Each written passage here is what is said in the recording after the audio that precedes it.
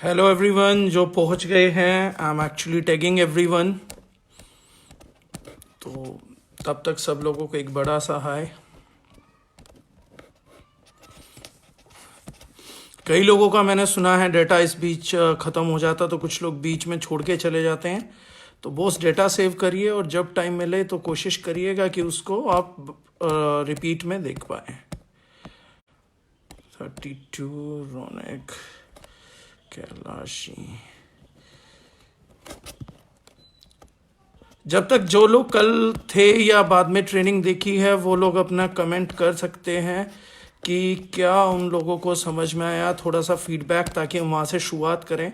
क्योंकि टाइम है, आज एक दो अच्छी न्यूज़ भी हैं। जैसे मैं लाइव स्टार्ट करता हूँ तो आप लोगों को एक दो अच्छी न्यूज़ भी दूंगा आज।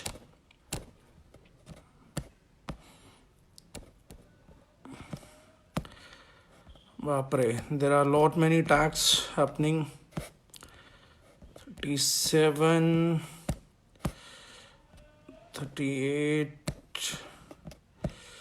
कल की ट्रेनिंग का तब तक आप लोग थोड़ा बहुत रिव्यू, जो भी लोग शेयर करना चाहते हैं या कल के कोई सवाल हैं आप लोगों के दिमाग में, तो वो आप लोग बात कर सकते हैं। जिन्होंने ट्रेनिंग बाद में देखी और लाइव सेशन में कोई क्वेश्चन नहीं कर पाए थे तो वो लोग बाद में क्वेश्चन कर सकते हैं। बड़े सारे लोग ऐड हो गए हैं ग्रुप में, बड़ा सारा टैग करना पड़ रहा है यार। Tag tag tag tag tag tag tag. चलो जितने हो गए। Hi sir, Harsh Agrawal is watching, Kailash Anvat is watching. Kailash ji, कल शायद आप हमारे साथ पहली बार जुड़े थे, तो कैसा रहा आपका experience? Pixel Preet is watching. बाप रे, बड़े सारे कमेंट आ गए हैं। Shashi Bhushan, Dilip Kumar, day 2 watching. Hello, good afternoon everyone watching. नमस्कार सभी को। प्रेरणा राणा बड़ी लीडर है भाई, सभी को नमस्कार कर रही है। प्रेरणा, बात मेरे से कर या अपने आप से कर, सभी से बात नहीं करनी है। राजीव सर, एवरीवन हाय हाय हाय हाय हाय एवरीवन। आज बहुत नए लोग हैं। कृष्ण शुक्ला जी कह रहे हैं thank you so much sir. मैं उम्मीद करता हूं कि उन लोगों ने कम से कम पहली वीडियो देख ली होगी, तो थोड़ा सा बेस बना रहेगा। राजीव वर्मा जी कह रहे हैं मैंने वर्क स्टार्ट कर दिया है from basic, that's great sir, great news. Kailash ji बोल रहे हैं great morning to all of you guys, I am Kailash Anvat from Nanded Maharashtra. Great है सर, नांदेड़ बड़ी पवित्र भूमि है। समीर रेवल जी को अप्रूव कर दीजिए। वैसे शायद मैंने कर दिया, नहीं किया तो रतन प्लीज कर दीजिए।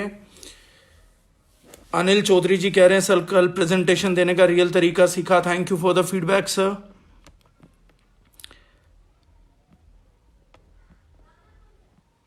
प्रकाश गौथंकर जी बोल रहे की learning for me is business is not only about sale, that's primary thing. So business is much bigger than sale. Sales is a small part of business जो उसको सस्टेन करती हैं, उसको लाइवलीहुड देती हैं। सेल्स एक्चुअली में business का ventilator है, but sales itself is not everything. Great sir, great, super, बहुत अच्छा था sir session. And I talk the home and told them about why we should join business. तो राखी घर वालों का रिस्पॉन्स क्या था? तेजस वाला ji from Sutrapada, sir welcome. Mohammad Imran Abbas is watching. मैंने वेबिनार स्टार्ट कर दिया sir, we are going strong. Harsh Agrawal ji, great Harsh, great effort, इन दोनों कर सकते हैं। आज वैसे भी 2-4 बहुत अच्छे न्यूज़ आए हैं। गौरव चौहान जी इज वॉचिंग। तो सब लोगों का जो हम लोग थे वो हो गया है। सबसे पहली बड़ी न्यूज़ मैं आपको दे देता हूं। आज हमारे सेक्रेटरी जनरल ने बोल दिया है कि ये लॉकडाउन आगे नहीं बढ़ेगा। Government has no intention to increase the tenure of lockdown. That means कि in any case 15th of April we guys are free to go to the market and we are free to hit the market. वो बोले सही बोल रही है, चलो सही बोल रहे हैं तो अच्छी बात है। एक बिजनेसमैन का रोल बहुत बड़ा है सोसाइटी के लिए, उनका कंट्रीब्यूशन के बारे में बात की जाए तो बहुत काम है। कोरोना के क्राइसिस में बिजनेसमैन ही साथ दे रहे हैं। बहुत सही बोला दीपिका, उनका एक्चुअली बिजनेसमैन पैसे से साथ दे रहे हैं। और फाइनेंशियल एक ऐसी चीज़ है जो हर आदमी से कनेक्टेड है, तो जितना ज़्यादा फाइनेंस रहेगा उतना ज़्यादा हेल्प होगा। तो in a way everyone is contributing, but businessmans these days are the biggest contributors.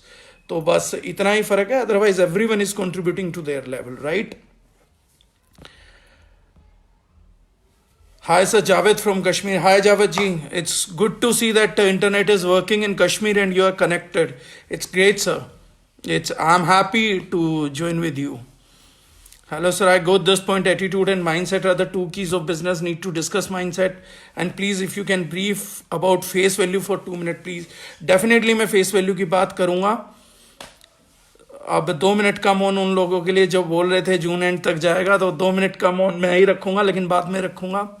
Sanjeev सालवान जी का कहना है, I am great. No sir, I am not great. Everyone who is connected is great.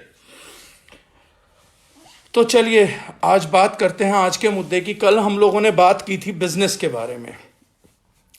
Business को हमने 2 चीजों से समझा कि सबसे बड़ी बात यह है कि जब हम बिजनेस को स्टार्ट कर चुके हैं और हम अब अगर अपनी इंडस्ट्री के या अपनी इंडस्ट्री के बाहर के बिजनेसमैन के लिए ही नेगेटिव रहेंगे तो हम लोगों का ग्रोथ होना नामुमकिन है. हमने कल जाना था कि कैसे बिजनेसमैन ही वो लोग हैं जो सोसाइटी को रियली में कंट्रीब्यूट करते हैं एट टाइम्स जब सोसाइटी टफ हो जाती है. हम सिर्फ ये देखते हैं कि वो कितने अमीर है और वो हमसे कितनी बेटर लाइफ को जी पा रहे हैं, लेकिन हम कभी भी ये नहीं देखते कि वो असलियत में कंट्रीब्यूशन कितना बड़ा करते हैं.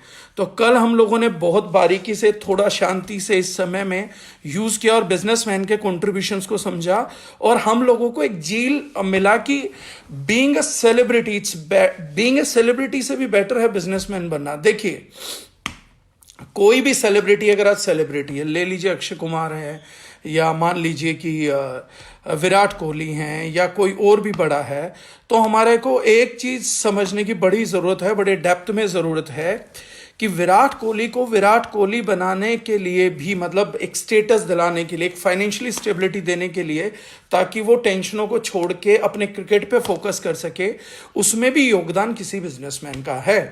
अल्टीमेटली ये जो फाइनेंशियल कैपेबिलिटीज सेलिब्रिटीज के पास आती हैं, अक्षय कुमार के पास आई हैं, किसी के पास आई हैं, तो ultimately these are the businessmen who invested there. उन्होंने इनको ऐड दिया, स्पॉन्सरशिप्स दिए, उन्होंने इनको बाकी चीज़ों के साथ फर्बिश किया, तो ही एक सेलिब्रिटी अपना फोकस पैसे से हटा के, अगर एक सेलिब्रिटी हम लोगों की तरह, आम लोगों की तरह, आम जिंदगी में समझ के देखिए, अगर सारा फोकस इस चीज़ पे लगा के बैठ जाएगा कि भैया मेरी डेली रूटीन के खर्चे कहाँ से आएंगे, मेरा घर चलाने का पैसा कहाँ से आएगा, तो वो उतना ग्रेट परफॉर्म नहीं कर सकता. तो these are the businessmen only जिन्होंने कि सेलिब्रिटीज को फंड किया और उन्हें आगे सोचने की ताकत दी कि आप जिस काम पे लगे हैं लगे रहिए, we will take care of your finances. तो इन अ वे सरकार चलाने वाले बिजनेसमैन, क्योंकि वो पैसा देते हैं, जीएसटी भरते हैं, एडवांस टैक्स भरते हैं, टैक्स भरते हैं, वो अपने एम्प्लॉयज को सैलरीज देते हैं, तो उनकी सैलरीज से इनकम टैक्स कटता है.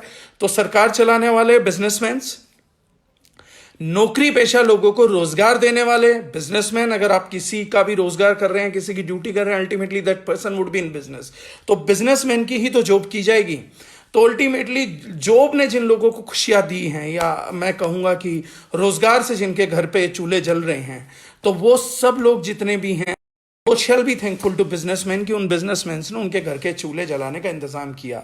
दे came up with an idea. उन्होंने अपने घरों से जमा पूंजी को निकाला, कहीं पे इन्वेस्ट किया और उस पैसे से चलाया. तो वो चला रहे हैं, फार्मर्स का माल बेच रहे हैं तो बिजनेसमैन चला रहे हैं, सेल्स कर रहे हैं, हमारे तक अच्छा प्रोडक्ट पहुंचा रहे हैं तो बिजनेसमैन पहुंचा रहे हैं. कोई सेल्फ एम्प्लॉयड है, कोई अपना शोरूम लेकर बैठा है या कोई C&F लेके बैठा है, तो अल्टीमेटली उसके पीछे भी एक बिजनेसमैन बैठा है. तो इतने बड़े रोल पे बिजनेसमैन का बहुत बड़ा रोल है. यानी कि ओवरऑल हम सब देखें तो बिजनेस इज ऑपरेटिंग एवरीथिंग. और अगर बिजनेसेस में सोचिए कि हम जैसे लोग गुड बिजनेसमैन बिजनेस को चलाएंगे, तो ये कंट्री चलने का या इस सोसाइटी का तरीका या इस सोसाइटी की सारी शिकायतें ही ओवरनाइट मिट जाएंगी. If you know that I am a good man, मैं हमेशा से बोलता आया हूं, कई लोग बोलना चाहते हैं कि why do you motivate people, या उनको लालची क्यों बनाना चाहते हो, why people need more money. Simple बात है भाई, मैं एक बात का फॉलोवर हूं कि अगर आप अच्छे इंसान है, एक बेहतरीन इंसान है, तो आपको खूब अमीर होना चाहिए, आपको बहुत अमीर होना चाहिए. रीजन बीइंग क्या है कि आपके पास पावर है. Money is power. पावर अगर बुरे लोगों में रहेगी तो बुरे काम होंगे, पावर अच्छे लोगों के पास शिफ्ट हो जाएगी तो अच्छे काम होंगे. तो अगर हम लोग बहुत अच्छे हैं तो हमें बहुत ज्यादा कमाना चाहिए. अगर मैं मानता हूं कि हम बहुत से बहुत ज्यादा अच्छे हैं तो हमें बहुत से बहुत ज्यादा कमाई करनी चाहिए. If you are good by heart, if you are good by intentions, if you are good by mental levels, if you are good by thoughts, अगर आप एक पॉजिटिव आदमी हैं, तो फिर ये बहुत जरूरी है कि हम लोग खूब पैसे पे फोकस करें, खूब पैसा कमाएं, हमारे पास एक पावर हो और कल को हम उस पावर का इस्तेमाल करें लोगों को ग्रो कराने में, उनको मारने में नहीं, उनको किल करने में नहीं, भ्रष्टाचार में नहीं, जैसे आज लोग कर रहे हैं। We will be having so much power, तो क्यों ना लोगों के लिए उसको इन्वेस्ट किया जाए। अब हम ये कहेंगे जी देखिए मैं पावरफुल नहीं हूं लेकिन मेरी नीयत अच्छी है, इट्स इक्विवेलेंटली बैड यार। आपकी नीयत कितनी भी अच्छी रहे बट आप चेंज नहीं कर सकते। अगर आप चेंज नहीं कर सकते हैं तो फिर ऐसी चीजों का फायदा क्या है। तो अगर आप चेंज को पसंद करते हैं या किसी चीज को बदलना चाहते हैं तो आप दूसरों पे उम्मीद करने की बजाय, सेकंड क्लास में मैंने हिंदी में कहानी पढ़ी थी, अपना काम स्वयं करो। अपना काम स्वयं करो मतलब खुद करिए। अगर आपको चेंज चाहिए तो you do some arrangements, you do certain things कि वो जाके आप कर पाए। Why to leave it on others. आप अपना बच्चा एक बनाते हैं, उसको पालने के लिए किसी और के कंधे पे नहीं छोड़ते हैं। हम एक परिवार बनाते हैं तो उसके माँ बाप, बूढ़े माँ बाप को पालने के लिए हम कहीं और नहीं छोड़ते हैं, तो हम देश के लिए कहीं और क्यों छोड़ेंगे। दैट मीन्स सिंपल मतलब है कि हम लोगों को सिंपल काम करना है कि we need to see a change, then we need to be a change. C से पहले बी आएगा। If we need to see a change we need to be a change. अगर हमें कुछ बड़ा करना है तो क्यों ना हमारे को बड़ा पैसा भी होल्ड करना पड़े, हम ऐसे कुछ काम करें जिससे ये मोमेंट्स भी आए, वो पैसा भी आए और मैं कुछ करना चाहूं तो मैं कर भी पाऊं। ये करना चाहना एक अलग बात है और कर पाना एक अलग बात है। तो उसके लिए हमारे को बिजनेसमैन बनना पड़ेगा। अब अगर हमें बिजनेसमैन बनना ही है तो अच्छे बिजनेस को करेंगे, क्यों नहीं करेंगे। तो कल तक यहां तक तो हम सब लोगों ने बातचीत की थी। अब जिन लोगों ने वीडियो नहीं देखा होगा उनका छोटा सा रिकैप मैंने किया, जिन्होंने देखा होगा वो उनका आगे है। अब बात करते हैं बॉस कि दिल में एक तसल्ली हो गई, एक यहां मामला फिट हो गया कि यार बिजनेसमैन ना अच्छे हैं। बिजनेसमैन आदमी को होना चाहिए, पावर होनी चाहिए, पैसा होना चाहिए, ताकि मैं अपनी भलाई तो बहुत पहले कर चुका हूं और उसके बाद दूसरों की भलाई भी सोच पाऊं। अगर आज मुकेश अंबानी जी भलाई के सर्कल में ना होते तो दूसरों की ना सोच पाते। अजीम प्रेम जी का खुद का घर ना चल रहा होता तो दूसरों की नहीं सोच पाते। तो आज अगर वो दूसरों की सोच पा रहे हैं तो उसका कारण क्या है कि सबसे पहले उन्होंने पैसे के मामले में अपने आप को स्टेबल कर दिया। Mental, emotional, financial, spiritual, 4-5 journeys हैं। तो उनमें से मेंटल और इमोशनल तो हमारे को मालूम ही नहीं है, वो गॉड क्रिएटेड है, वो कभी भी आएगी कभी भी जाएगी, कुछ भी हो जाएगा। तो मेंटली भी डिस्टर्ब होंगे, इमोशनली भी डिस्टर्ब होंगे, बट हाँ फाइनेंशियली हम में से, समझिए हम में से, मेरे आप में से हर व्यक्ति इक्विप्ड है कि अगर हम थोड़ा सा दिमाग लगाएं, थोड़ी सी मेहनत करें, थोड़ा सा समय दें तो कम से कम हम अपने फाइनेंसेस को इक्विप कर सकते हैं। हम फाइनेंशियली बहुत अच्छा कर पाएंगे।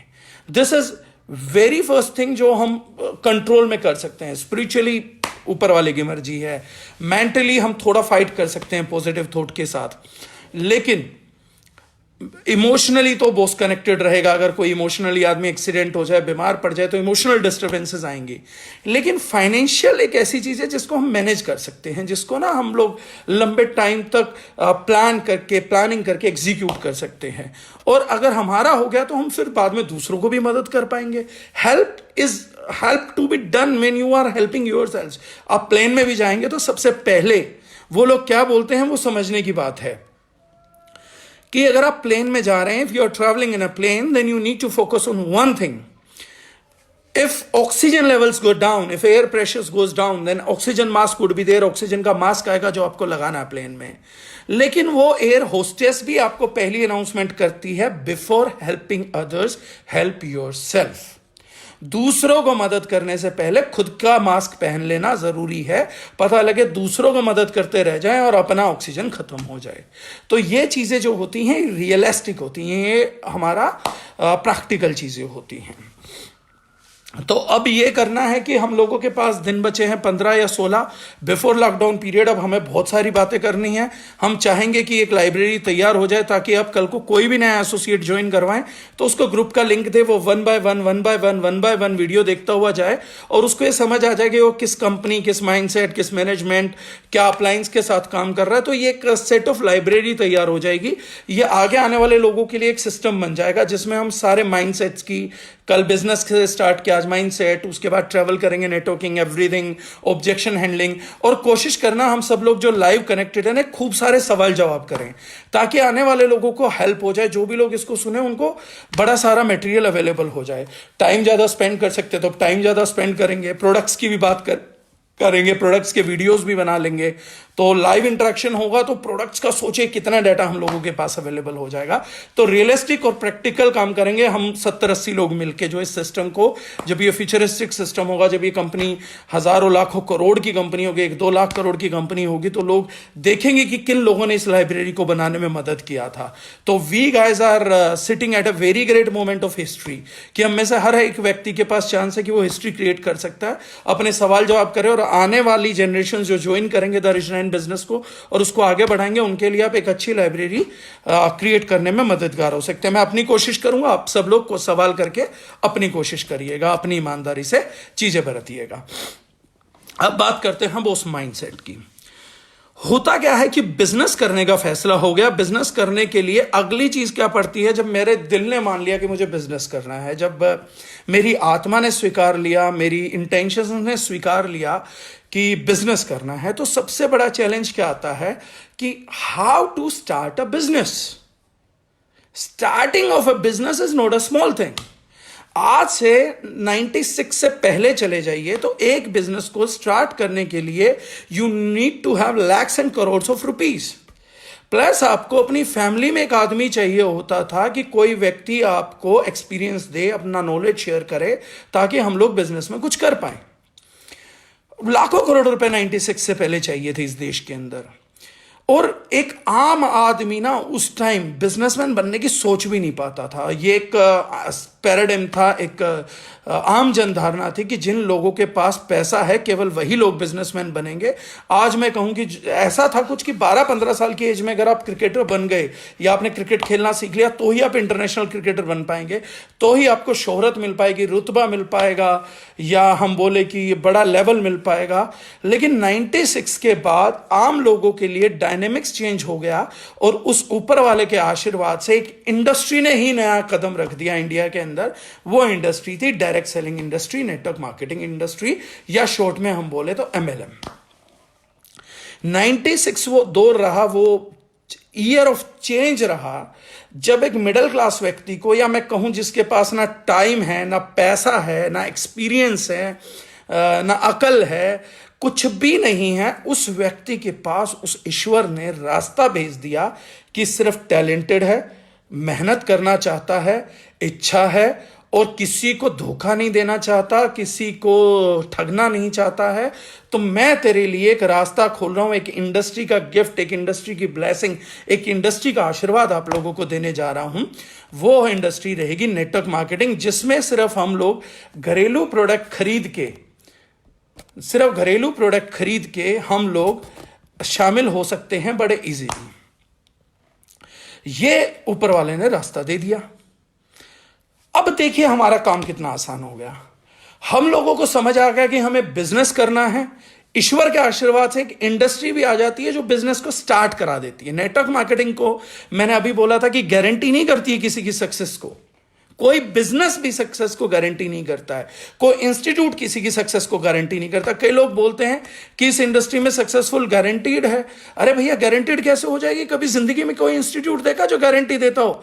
छोड़िए ये सब बात, कोई ऐसा इंस्टीट्यूट देखा जो जॉब की गारंटी देता हो?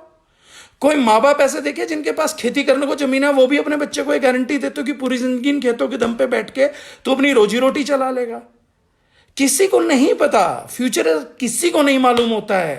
प्रॉब्लम कहां आई? जब कच्चे नेटवर्कर्स ने बिना ट्रेनिंग के, सेल्स की ट्रेनिंग करके लोगों को गारंटियां देना चालू कर दी कि यहां तो गारंटेड हो जाएगा, इजी हो जाएगा।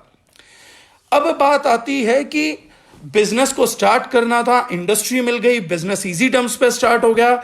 ऐसा बिजनेस स्टार्ट हो गया जिससे कि किसी भी आदमी को शुरुआत में जोर ही नहीं पड़े। अगर किसी को बिजनेस प्ले करके देखना, साल के लिए, 2 साल के लिए, 5 साल के लिए, 10 साल के लिए, या जैसे मैंने कल कहा कि पूरी जिंदगी भर के लिए भी अगर प्ले करके देखना है बिजनेस को, तो बड़ा सिंपल है। घर के प्रोडक्ट्स को चेंज करिए और उनके बदले में अच्छा प्रोडक्ट फैमिली के लिए लेकर आइए, और सिर्फ इस कीमत पे, इस बुनियाद के ऊपर आप चाहो तो बिजनेस रन करके देख सकते हैं। जो टाइम हो वो टाइम इन्वेस्ट करिए, जो पैसा हो वो पैसा इन्वेस्ट करिए, जो बुद्धि है वो बुद्धि इन्वेस्ट करिए। कोई भी डिमांड करने नहीं आएगा। ये जो चीजें हैं, इस चीज के बाद हमारे दो प्रॉब्लम सॉर्ट आउट हो गए। पहला, हमें बिजनेसमैन बनना है। दूसरा, हमारे को स्टार्ट करना था, स्टार्ट मिल गई। बिजनेस को करने को बोला था। जब मैं वाई द रिच मैन के टॉपिक पे आऊंगा तो मैं कवर करूंगा कि इंडस्ट्री में हम क्यों, भी तो मैं इंडस्ट्री को कवर कर रहा हूं। अब आते हैं लेवल पे, माइंडसेट पे। बॉस, बिजनेस करना था, बिजनेस की शुरुआत भी हो गई। अब सबसे बड़ी बात आती है कि मैं इस बिजनेस को करूं कैसे। ये फर्स्ट पॉइंट है। और जब कोई आदमी पूछता है कि मैं बिजनेस को करूं कैसे, तो 90% लोग बताते हैं तू ज्वाइनिंग उठा के कर, तू प्लान दिखा के कर। कई लोग बताते हैं कि तू मेहनत करके कर, तू प्रोडक्ट बेच के कर। लेकिन बिजनेस ऐसे नहीं किया जाता है। सबसे पहली चीज बिजनेस को करने के लिए क्या चाहिए? एक विजन, एक इंटेंशन, एक नीयत चाहिए। सबसे पहले मेरे पास एक नीयत होनी चाहिए कि I need to help society. मैं इस सोसाइटी को मदद करने वाला हूं, कैसे कर सकता हूं, किन किन लोगों को करूंगा, किन लोगों के साथ करूंगा, क्योंकि अकेला पूरी दुनिया को, पूरे देश को नहीं बदल सकता। पहली चीज चाहिए होती है नीयत। पहले जब नीयत आ जाएगी तो उस नीयत की कैटेगरी में फॉल होने वाले लोगों का चुनाव होगा। एक बड़ा गुरु मंत्र बता रहा हूं, आप लोग रट के रख लीजिएगा। Chase the quality and quantity will chase you. 90% लोग हमारी इंडस्ट्री के अंदर एक ही गलती कर रहे हैं, वो क्वांटिटी को चेज कर रहे हैं बॉस। लेकिन हकीकत बिजनेस की क्या होती है? बड़ा बिजनेस कौन सा बनेगा, कौन सी चीज है जो बड़ी जाएगी? वो आएगी, chase the quality and quantity will choose you. आप अपनी सोसाइटी के, अपने एरिया के, अपने धर्म के, अपनी जात के, अपनी बिरादरी के, अपने मुल्क के उन लोगों को उठाइए, उन लोगों के साथ पहले बिजनेस करिए जो कि जिनकी की फेस वैल्यू है, जिनका कोई स्टेटस है, जिनका कोई लेवल है। जिन लोगों का फेस वैल्यू होगा, जब आप उन्हें अपनी टीम के साथ कनेक्ट करेंगे तो लोग देखेंगे कि इनकी एसोसिएशन क्या है, इनका टीम का तरीका क्या है, ये लोगों की ताकत क्या है, मतलब कितने अच्छे लोग यहां जुड़े हुए हैं।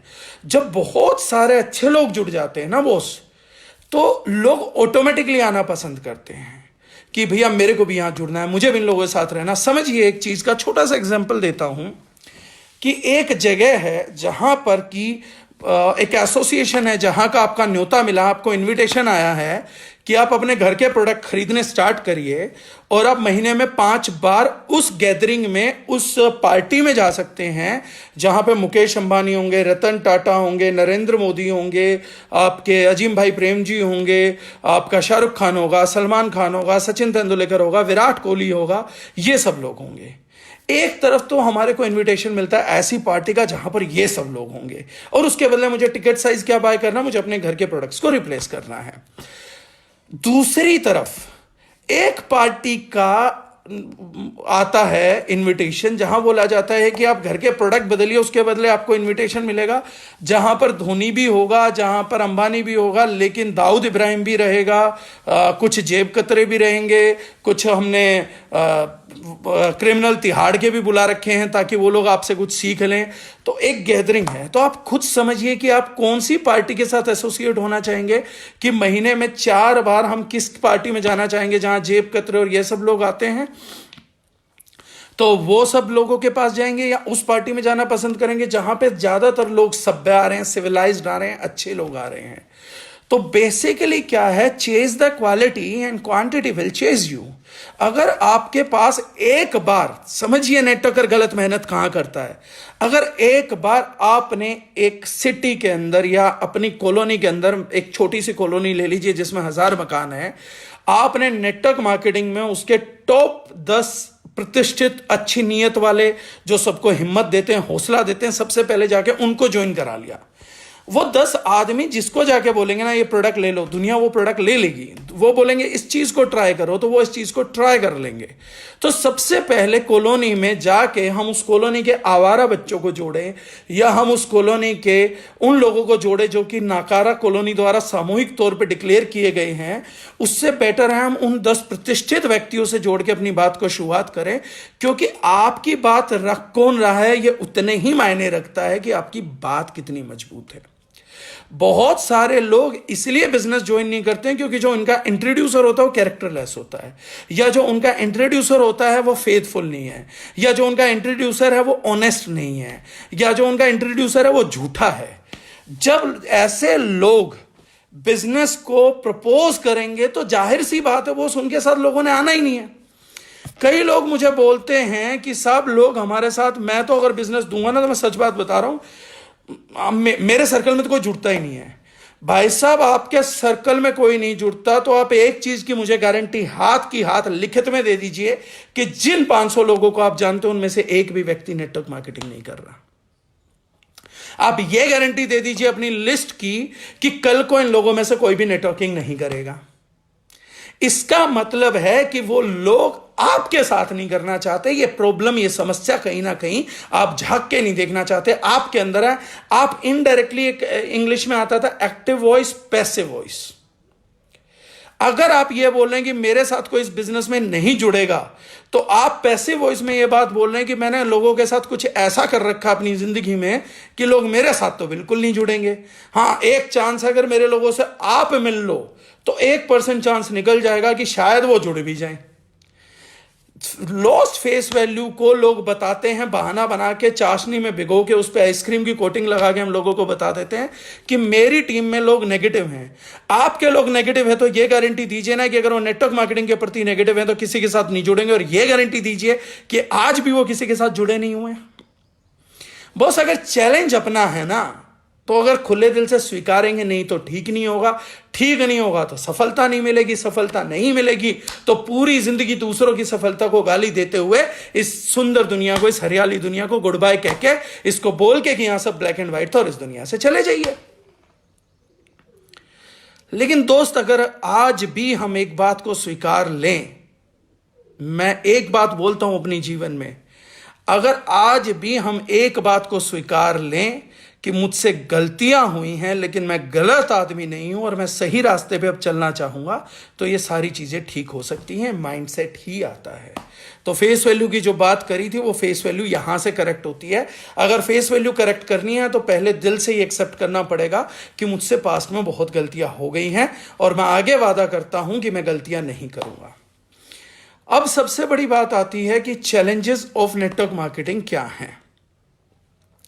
सबसे पहली बात है कि जब हमने बिजनेस का हाथ पकड़ लिया, जब हमने बिजनेस का दामन थाम लिया, जो पहली चीज गिफ्ट में आएगी ना, दहेज में आएगी। जब बिजनेस के साथ 7 फेरे फेर लेंगे ना, तो जो पहला गिफ्ट मिलेगा वो गिफ्ट मिलेगा, पहली औलाद पैदा हो जाएगी। और वो औलाद पता क्या होगी? उस औलाद का नाम है चैलेंज। आपको जो पहला बच्चा पालने को मिलता है, और ये लैंग्वेज चेक कर लीजिएगा, मेरी एग्जांपल मैंने इसीलिए बड़ा सोच के दिया है। जो पहली औलाद मिलती है, जो पहली चीज पालने को मिलती है, वो पहली चीज बिजनेस के स्टार्ट करते ही जो कंफर्म है, जो गारंटेड है, जो कि डैम श्योर है, वो पहली औलाद पालने को मिलेगी। उस औलाद का नाम आप रखेंगे चैलेंज। बहुत से लोगों को इतिहास, करमचंद गांधी जी को इतिहास मोहनदास करमचंद गांधी के थ्रू जानता है। रमेश तेंदुलेकर को सचिन रमेश तेंदुलेकर के तौर पे जानता है। लेकिन दोनों ही बापों के लिए अपने बेटे किसी चैलेंज से कम नहीं थे। सचिन रमेश तेंदुलेकर के पिताजी रमेश तेंदुलेकर का चैलेंज ये था कि उनका लड़का 7-8 साल की उम्र में 2nd फ्लोर से आपकी चद्दर पे लिपट के बड़े भाई के थ्रू नीचे उतर जाता था। सोचो उस बाप का दिल कितना कांपता होगा जिसकी औलाद 8-9 साल की है और सिर्फ चद्दर को पकड़ के और उसका बड़ा भाई नीचे उतार देता था और वो 2nd फ्लोर से नीचे उतर जाता था क्योंकि क्रिकेट खेलना था। तो रमेश तेंदुलेकर ने सचिन तेंदुलेकर नहीं पाला साहब, चैलेंज पाला। और तेंदुलेकर जैसा सनकी चैलेंज पाला, इसीलिए वो सचिन रमेश तेंदुलेकर बना। रमेश तेंदुलेकर जाने गए। जो चैलेंज पालता है एक्चुअली में आपकी सफलता कितनी बड़ी होने वाली है इसकी बात आज मैं बताता हूं। आप बहुत से लोगों से पूछते हैं मैं कितनी बड़ी सक्सेस हासिल करूंगा, मेरा लाख रुपए का चेक आ सकता है, 10 लाख रुपए का चेक आ सकता है, 20 लाख का चेक आ सकता है, 50 लाख का चेक आ सकता है, 5 करोड़ का चेक आ सकता है, 50 करोड़ का चेक आ सकता है। मैं बताता हूं आज आपको ये सवाल अगर किसी से पूछना पड़ रहा है इसका मतलब ये है कि नेटवर्क मार्केटिंग में या किसी फील्ड में आपको कभी जायज ट्रेनिंग नहीं मिली। आज मैं आपको बताता हूं इस सवाल का जवाब कहां से आता है। बॉस, आपने कितना बड़ा चैलेंज यहां पर पाला हुआ है, कितना बड़ा चैलेंज पाला हुआ है दिमाग में, कितना बड़ा चैलेंज पाला हुआ है दिल में, कितना बड़ा चैलेंज पाला हुआ है इच्छा शक्ति में, वो चैलेंज बताएगा कि सफलता कितनी बड़ी होगी। क्योंकि सफलता नाम की जो राजकुमारी है, जिसकी चाहत इस धरती पे, इस ग्रह पे हर एक व्यक्ति को है, उस चैलेंज को, उस राजकुमारी को स्वयंवर से उठा के लाने वाला पृथ्वीराज चौहान जो है वो चैलेंज है। वो आपकी औलाद है। जितना बड़ा आपने पाल रखा है, जितना बड़ा सपूत आपने पाल रखा है, जितनी बड़ी ताकत, जितनी बड़ी हिम्मत आपने पाल रखी है, उतनी बड़ी संजोगता को स्वयंवर से उठा के आपके घर में लेके आएगा, आपको कामयाब बनाएगा, आपको प्रतिष्ठित बनाएगा। लेकिन ये काम आपके लिए ना आपकी अपलाइन करेगी, ना आपकी टीम करेगी, ना आपकी कंपनी करेगी, ना कंपनी का प्रोफाइल करेगा। ये काम करेगा कि आप कितना बड़ा चैलेंज पालते हैं। अगर आप में एक ऐसा बाप बनने का दम है, आप में वो पिता बनने की खूबी है कि आप बड़े से बड़े चैलेंज को घर में पाल सकते हैं, उसको रोजी रोटी खिला सकते हैं, उसकी टेक केयर कर सकते हैं, उसको बाहों में भर के अपनी सुला सकते हैं, अपनी छाती का दूध पिला सकते हैं माँ के तौर पे, आप उसको अपने कंधे पे बिठा सकते हैं, आप चैलेंज को कंधे पे बिठा के कानों में मुतवा सकते हैं, तो आपके पास फ्यूचर में सक्सेस उठा के लाने वाला यही है और कोई नहीं है। नेटवर्क मार्केटिंग में 99% लोग जानते हैं नाकामयाब क्यों होते हैं, क्योंकि खुद चैलेंज नहीं उठाना चाहते। वो क्या बोलते हैं जाके कि कंपनी का प्रोफाइल अगर इतना बड़ा होता ना, आसमान से बड़ा प्रोफाइल होता, तो मेरा चैलेंज सॉर्ट आउट हो जाता, फिर मैं पब्लिक को ऐसे बहका लेता, मैं कुछ नहीं दिखाता, मैं बोलता कि कंपनी की 5-5 लाख फुट की फैक्ट्रियां हैं, कंपनी ने ये कर रखा है, कंपनी का तो प्रोफाइल इतना बड़ा है। लेकिन अगर आप प्रोफाइल के दम पे कामयाबी चाहते हैं बॉस, दूसरों की औलादों के दम पे अपने घर नहीं बसा सकते, दूसरों की औलादों की बीवियां आपको रोटी बना के नहीं देंगी। उसके लिए तो खुद का चैलेंज पालना पड़ेगा, अपनी औलाद बनानी पड़ेगी, अपनी औलाद का पालन पोषण करना पड़ेगा, अपनी औलाद पालनी पड़ेगी। अगर हम सोचते हैं कि कंपनी के प्लान से, या मतलब मुझे किसी को समझाना ना पड़े, प्लान ऐसा हो कि आदमी को दिखे कि 100 में से 100 रुपए कंपनी में दूंगा तो 500 रुपए मेरी जेब में आ जाएंगे, अगर मैं इस तरीके का बिजनेस प्लान करूंगा तो इजी हो जाएगा, क्योंकि उसमें कोई चैलेंज ही नहीं होगा। तो बस कोई चैलेंज नहीं आता, बस वो कंपनियां भाग जाती हैं। बाद में हम नेटवर्क मार्केटिंग को गालियां देते हैं। जितने लोग ये बोलते हैं कि कोई कंपनी मेरा पैसा लेके भाग गई, एक्चुअली में हुआ क्या था दोस्त वहां पर आपके साथ कि उस कंपनी में चैलेंज आपने को दिखा नहीं, आपने कहा यहां तो चैलेंज नहीं है, यहां तो मजे ही मजे हैं। जब चैलेंज ही नहीं था तो सफलता कौन लेकर आता साहब? इस धरा पे पृथ्वीराज चौहान ही नहीं है तो संजोगता उठाकर कौन लेकर आएगा? आपने अपनी मूर्खता में आर्टिफिशियल दिल को तसल्ली देने के लिए एक चीज को मान लिया कि बिजनेस तो मैं करूंगा, लेकिन शान पत्ती ये बरतूंगा कि मैं चैलेंज नहीं पालूंगा। साहब ये बात गलत है। अगर आप बिजनेस करेंगे तो चैलेंज तो पालना पड़ेगा। कंपनी का प्लान, कंपनी की अपलाइन, कंपनी के प्रोडक्ट्स, कंपनी का प्रोफाइल, जो लोग बोलते हैं कि ये देख के कंपनी करनी चाहिए, कंपनी का सिस्टम, कंपनी के सेमिनार्स, अगर इसमें से ये देख के ही करना पड़ता तो बॉस फिर आप जिंदगी में नहीं करेंगे। एक बात सिंपल समझनी पड़ेगी साहब। गौरव चौहान जी कह रहे हैं सर मैं हूं सर चौहान, पृथ्वीराज चौहान बनिए सर, बड़ी सक्सेस संजोगिता उठा लाइए। और मैं तो बोलता ही हूं कि चौहान साहब आप किसी दिन बड़ी संजोगिता उठा लाएंगे। सिंपल समझने की बात है मेरे भाइयों, मेरे दोस्तों, और जो भी महिलाएं यहां पे कनेक्टेड हैं, आप के लिए अपने लिए बात कर रहा हूं। एक बात को सिंपल छोटे तौर पे समझिएगा।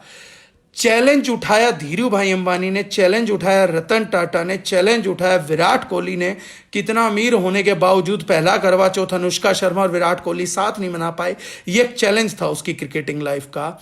महेंद्र सिंह धोनी अपनी बच्ची के बर्थ पे वहां पर नहीं था, ये चैलेंज था उसकी जिंदगी का। इन लोगों ने ढेरों चैलेंजेस अपनी लाइफ में उठाए हैं तो कामयाबी को ब्याह कर लाए हैं। वही व्यक्ति जो चैलेंज को पालता है, चैलेंज को समझता है, चैलेंज को मोहब्बत करता है, ये चैलेंज उसी को लाके उसके बुढ़ापे की लाठी बनता है, वरना किसी की नहीं बनता। 99.99% लोगों के फेलियर का एक ही रीजन है, चैलेंज देखते ही ऐसे भागते हैं जैसे गधे के सर से सींग। वो लोग अपने डर को इतना बड़ा करके बताते हैं कि मेरे पास ये डर है, मेरे पास ये डर है, मेरे पास ये डर है।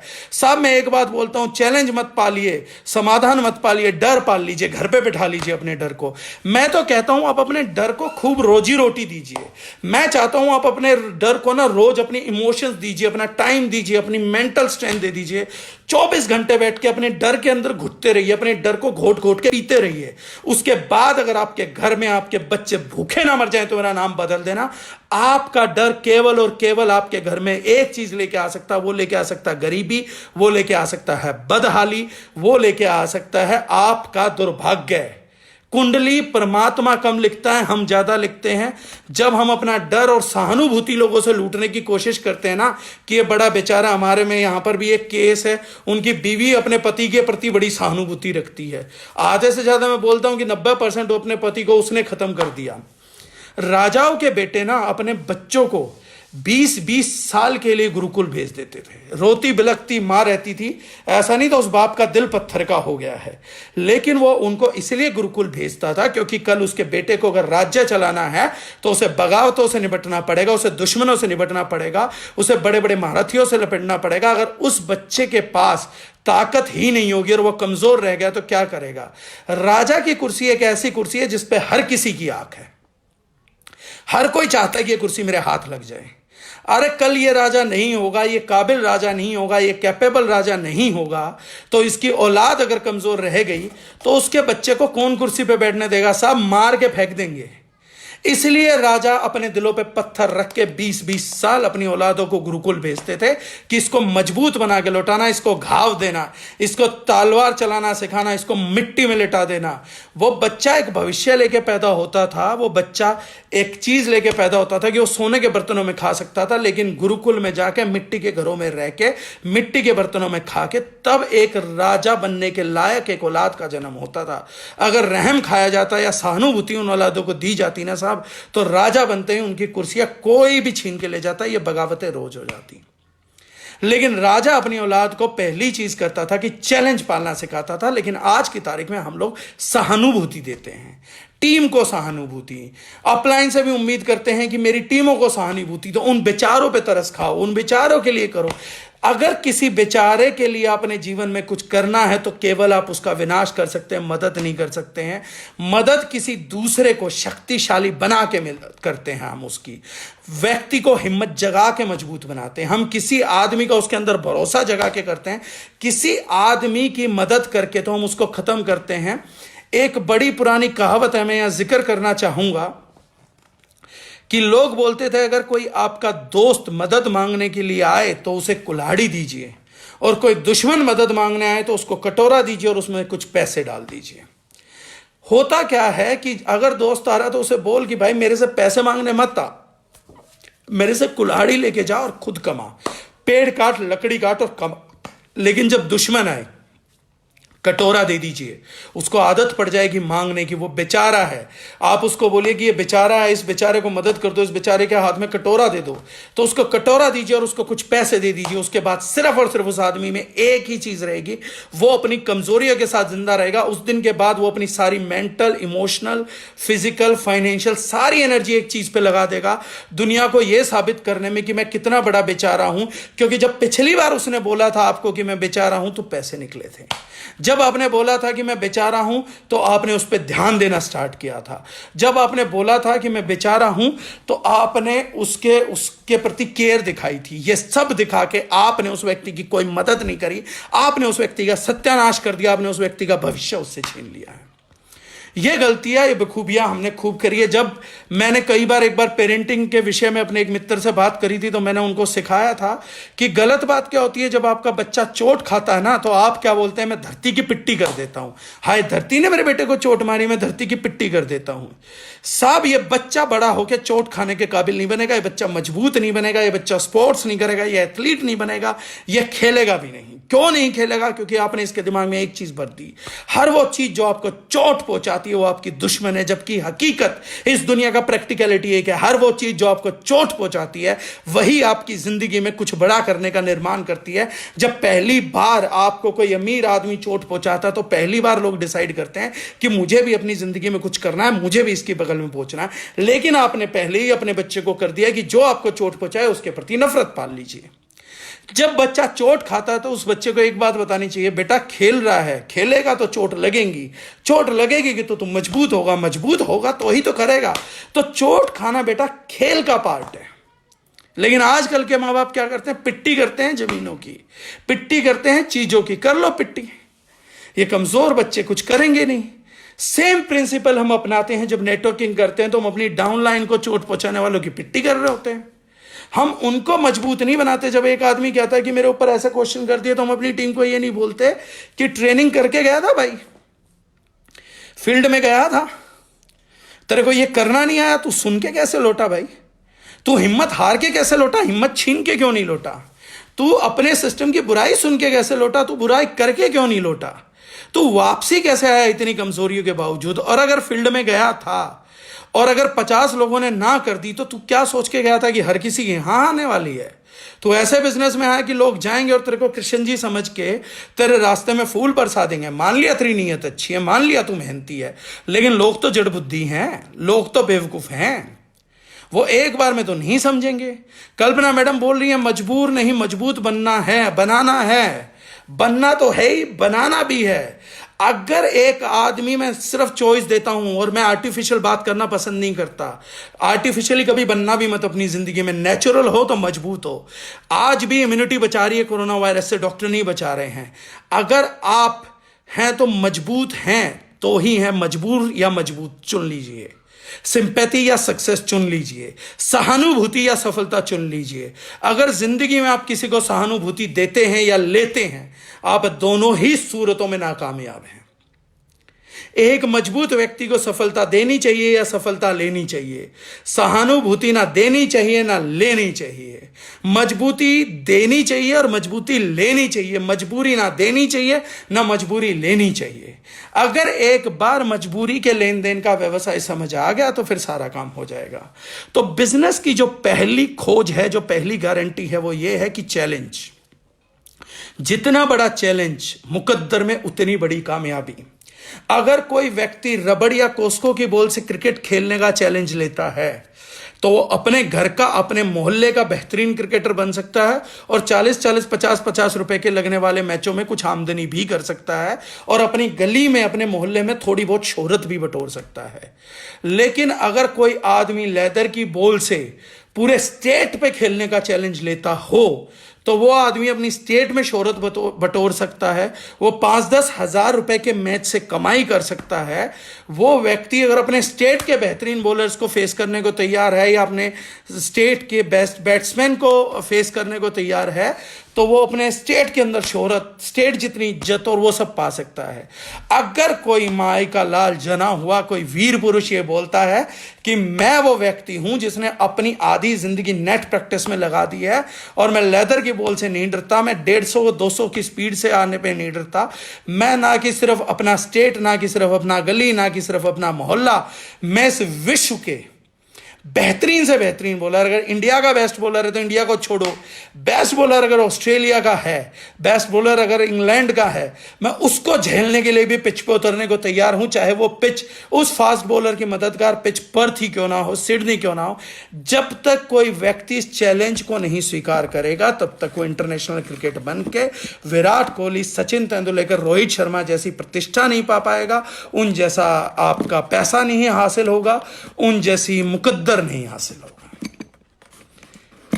आपने वर्ल्ड कप का चैलेंज लिया कि आपने रणजी ट्रॉफी का चैलेंज लिया कि आपने गली मोहल्ले का चैलेंज लिया, ये चैलेंज आपको बता रहा है कि आपकी सफलता कितनी बड़ी होने वाली है। कई लोग बोलते हैं कि कंपनी का प्रोफाइल होता है तो कामयाबी मिलती है। क्या प्रोफाइल वाली कंपनीज में नाकामयाब लोग नहीं है? प्रोफाइल वाली कंपनीज ने आज तक हिस्ट्री में कितने कामयाब आदमी दे दिए। कई लोग बोलते हैं कि ये कंपनी अभी नई है तभी तो चैलेंज बड़ा है, तभी सफलता भी बड़ी होगी। जो लोग कंपनियों की शुरुआत में जुड़े, बाद में लोग उनके चेक देखते हैं कि पुराना लोग जुड़ा, भाई ये कब जुड़ा था आईएमसी से या कब जुड़ा था वेस्टीज में, जब वो स्टार्ट हुई थी तब जुड़ा था, तभी तो पैसे मोटे कमा रहा है। बाद में जुड़ने वाले तो दाल रोटी और रोजी रोटी कमाते हैं। बॉस, जितना बड़ा चैलेंज होगा, अगर कोई कह रहा है कि मैं द ओरिजिनल को पूरे गुजरात में लेके जाऊंगा, कोई कह रहा है द ओरिजिनल को मैं पूरे बिहार में लेके जाऊंगा, या कोई बोल रहा है मैं द ओरिजिनल प्लेटफॉर्म को पूरे इंडिया में लेके जाऊंगा और घर घर से सेल आएगी। अरे जितना बड़ा चैलेंज स्वीकारेंगे भाई, उतना बड़ा तो आपके घर पे कामयाबी आएगी। और जितने लोगों को यह गलतफहमी है ना कि मैं बड़ा स्मार्टली एक्ट करूंगा, मैं बड़ा शाना एक्ट करूंगा, मैं चैलेंज अपलाइन के सर सौंप दूंगा और पैसा अपने घर ले जाऊंगा, साहब नहीं होगा। कोई अपलाइन इतनी बेवकूफ नहीं है, और इतनी काबिल अपलाइन जो चैलेंज पाल सकती है, ऐसी काबिल डाउनलाइन जो चैलेंज के नाम पे गधे के सर से सींग की तरह गायब हो जाती है, उसको लंबे टाइम तक कमा लेने दे। ये नहीं होगा। शॉर्ट टर्म में तो हो सकता है, लंबे टाइम में तो नहीं होगा। जब आपको जरूरत होगी, ऐसी अपलाइंस क्या करती हैं, मुझे वो आज भी महाभारत का प्रसंग याद आता है। जब कर्ण और परशुराम जी का हुआ था, तो परशुराम जी ने कर्ण को महारथी, महाधनुर्धारी बनाया। लेकिन सबसे बड़ी बात तब आई जब परशुराम जी ने कहा कि जब इस एजुकेशन की, मेरे दिए हुए रिसोर्स की तुझे सबसे ज्यादा जरूरत होगी, तब ये रिसोर्स तेरा साथ नहीं देगा। सेम तरीके से अपलाइन बिहेव करती हैं सर। जब उनके दिए पैसे की, जब उनकी दी सपोर्ट की, जब उनकी दी ताकत की आपको जिंदगी में सबसे ज्यादा जरूरत होगी, यानी कि बुढ़ापे में, या तब जब समय लाचार होगा, जब समय आपके विरोध में होगा, तभी वो आइडिया और वो पैसा किसी काम नहीं आएगा। क्योंकि आप खड़े थे अपनी अपलाइन के पैरों पे, और आपकी अपलाइन के पैर ना साहब तब तक तो आपके हो सकते हैं जब तक उसकी कामयाबी पूर्ण नहीं हुई है। लेकिन जिस दिन उसकी कामयाबी पूर्ण हो गई ना, उस अपलाइन ने भी अपने पैर अपने बच्चों के लिए बचा रखे हैं, अपने परिवार के लिए बचा रखे हैं, अपनी बीवी के लिए बचा रखे हैं, बीवियों ने अपने पतियों के लिए बचा रखे हैं, अपने माँ बाप के लिए बचा रखे हैं। आपको किराए पे देने के लिए किसी अपलाइन के पास पैर नहीं है। इसलिए जब तक हम अपने अंदर मजबूती पैदा नहीं करेंगे, बिजनेस में नहीं बनेंगे। किसी प्लान में, अगर कोई प्लान ने कई बार कंपनियां चला दी, कई ऐसे लोग हैं जो किसी न किसी कंपनी में बड़े पद पे पहुंचे, एक बार पहुंच गए, दो बार पहुंच गए, तीन बार पहुंच गए, उसके बाद नहीं पहुंच पाए। वो जब पहुंचते हैं किस्मत आधारित पहुंचते हैं, और वो खुद जानते हैं कि ये प्लान साल चलेगा, 2 साल चलेगा, 5 साल चलेगा, और वो गिर जाता है। और वो लोग कहते हैं मैंने साल में, 2 साल में, 5 साल में बहुत कमा लिया था। आपने साल, 2 साल में, 5 साल में जितना कमाया था, मुझे एक बात का जवाब चाहिए, क्या आज वो आपके काम आ रहा है? नहीं। 99% कंपनी जब अपने सक्षम नेटवर्कर को बहकाती हैं, जब वो एक काबिल नेटवर्कर को बहकाती हैं, जब आप अपना करियर तोड़ने जाते हैं, मरोड़ने जाते हैं, तो वो क्या करती हैं, आपको ये बताती हैं कि आपकी कंपनी में बहुत चैलेंजेस बहुत है, मेरी कंपनी में आप देखो मैं आपको कंफर्ट कितना देता हूं। जिसने आपको बहुत चैलेंजेस के बदले में कंफर्ट दे दिया है, ये वो व्यक्ति है जो आपका संपूर्ण विनाश चाहता है। और आप भी जानते हैं व्यक्ति एक ही चीज चाहता है, ये आपको कंफर्ट देने की पेशकश केवल एक वजह से कर रहा है कि इसका खुद का धंधा चल जाए, इसकी आप में कोई रुचि नहीं है, आप में कोई इंटरेस्ट नहीं है। अगर आप में रुचि होती तो आपको मजबूर नहीं मजबूत बनाता, लेकिन आपको इस व्यक्ति ने मजबूरी दी है, मजबूती नहीं दी है। कोई अप्लाई ये नहीं बोलती कि मैं आपकी 2 लाख चलवा दूंगा, या मैं 5 लाख चलवाऊंगा, या मैं आपको मदद करूंगा कि आप खुद से अपनी 15 लाख चला पाए। बल्कि ज्यादातर अपलाइन क्या बोलते हैं कि 1 लाख मैं दे दूंगा, दूसरी तो किसी तरीके से चला लियो। अगर ये अपलाइन और ये टीमें एक दूसरे के साथ मजबूती के साथ जुड़ जाए ना साहब, इस इंडस्ट्री के अंदर इतनी ताकत है कि 1 साल के अंदर भी जीवन बदल सकती है। एक साल के अंदर भी जीवन बदल सकती है। लेकिन क्योंकि आजकल अप्लायंस और टीम के बीच में रिलेशनशिप ही मजबूरियों का है, मजबूतियों का है ही नहीं। दूसरी कंपनी जो है वो बहकाती हैं लोगों को कि मैं कंफर्ट दूंगी, कंफर्ट कंफर्ट कंफर्ट। आदमी समझ नहीं पाता है कि मेरा जो दुश्मन है वो कंफर्ट है, ना कि वो है चैलेंजेस है। चैलेंजेस दोस्तों साथी हैं, चैलेंजेस दोस्तों मित्र हैं, चैलेंजेस फैमिली मेंबर है, चैलेंजेस मोहब्बत है। कंफर्ट तो वो व्यक्ति है जो दुश्मनी पालता। मैं दो सिंपल एग्जांपल देता हूं आपको समझाने के लिए। पहला एग्जांपल बाय नेम दूंगा अभिषेक राय कंवर, उसका नाम ले सकता हूं, मेरा हक है उसके ऊपर। कारण क्या है, वो व्यक्ति बहुत प्रतिभाशाली क्रिकेटर है। जिन्होंने उनको क्रिकेट खेलता देखा होगा, तो मैं आज बोलता हूं, अगर उसको किसी भी हालत में अगर उसको ग्राउंड पे खेलने का मौका मिल जाए, मेरी पावर लेग को बात को अन्यथा मत लीजिएगा, क्योंकि बहुत सारे लोगों को ये लग रहा होगा कि मैं भाषणबाजी के लिए बोल रहा हूं। लेकिन जिन लोगों का पावर लेग का सौदा है, कुछ भी आप करके देखिए, आर्टिफिशियल जिंदगी जी के देखिए।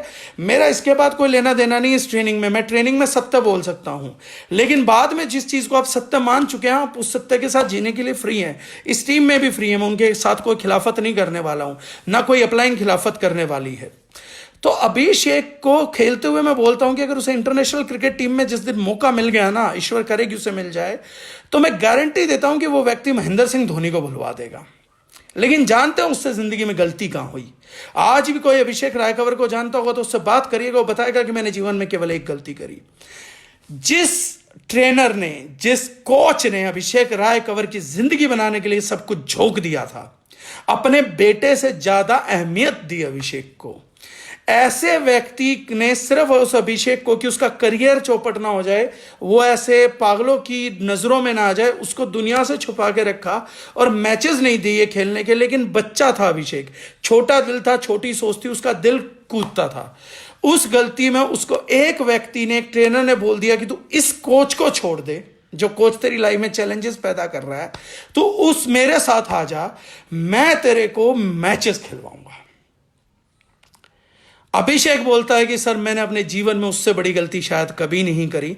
मैंने पहली बार गुरुद्रोह करा और मैं जिंदगी में दूसरे के साथ चला गया। उसने मुझे खिलाने के लिए मैचेस तो दिए, लेकिन मेरा करियर चौपट हो गया। आज अगर मैं इंडियन क्रिकेट टीम में नहीं हूं तो उसकी एकमात्र वजह यह है कि मैंने अपने पहले कोच का, जो मेरे साथ दिल से लगा था, जो मुझे चैलेंजेस दे रहा था, मैंने उसका साथ छोड़ दिया। ये जो भी उससे पर्सनली जानता वो कभी भी पूछ सकता है, उससे बातचीत कर सकता है। यह था सर कंफर्ट और चैलेंज का पहला एग्जाम्पल। दूसरा एग्जाम्पल मैं देना पसंद करता हूं। मेरे को पावर लेग से कोई मतलब नहीं है सर, मैं सिर्फ आप लोगों को मजबूत करना चाहता हूं। मैं अपनी टीम को मजबूरी नहीं दे सकता। कौन क्या करेगा क्या नहीं करेगा, फील्ड में क्या कर रहा, मुझे उससे कोई मतलब नहीं है।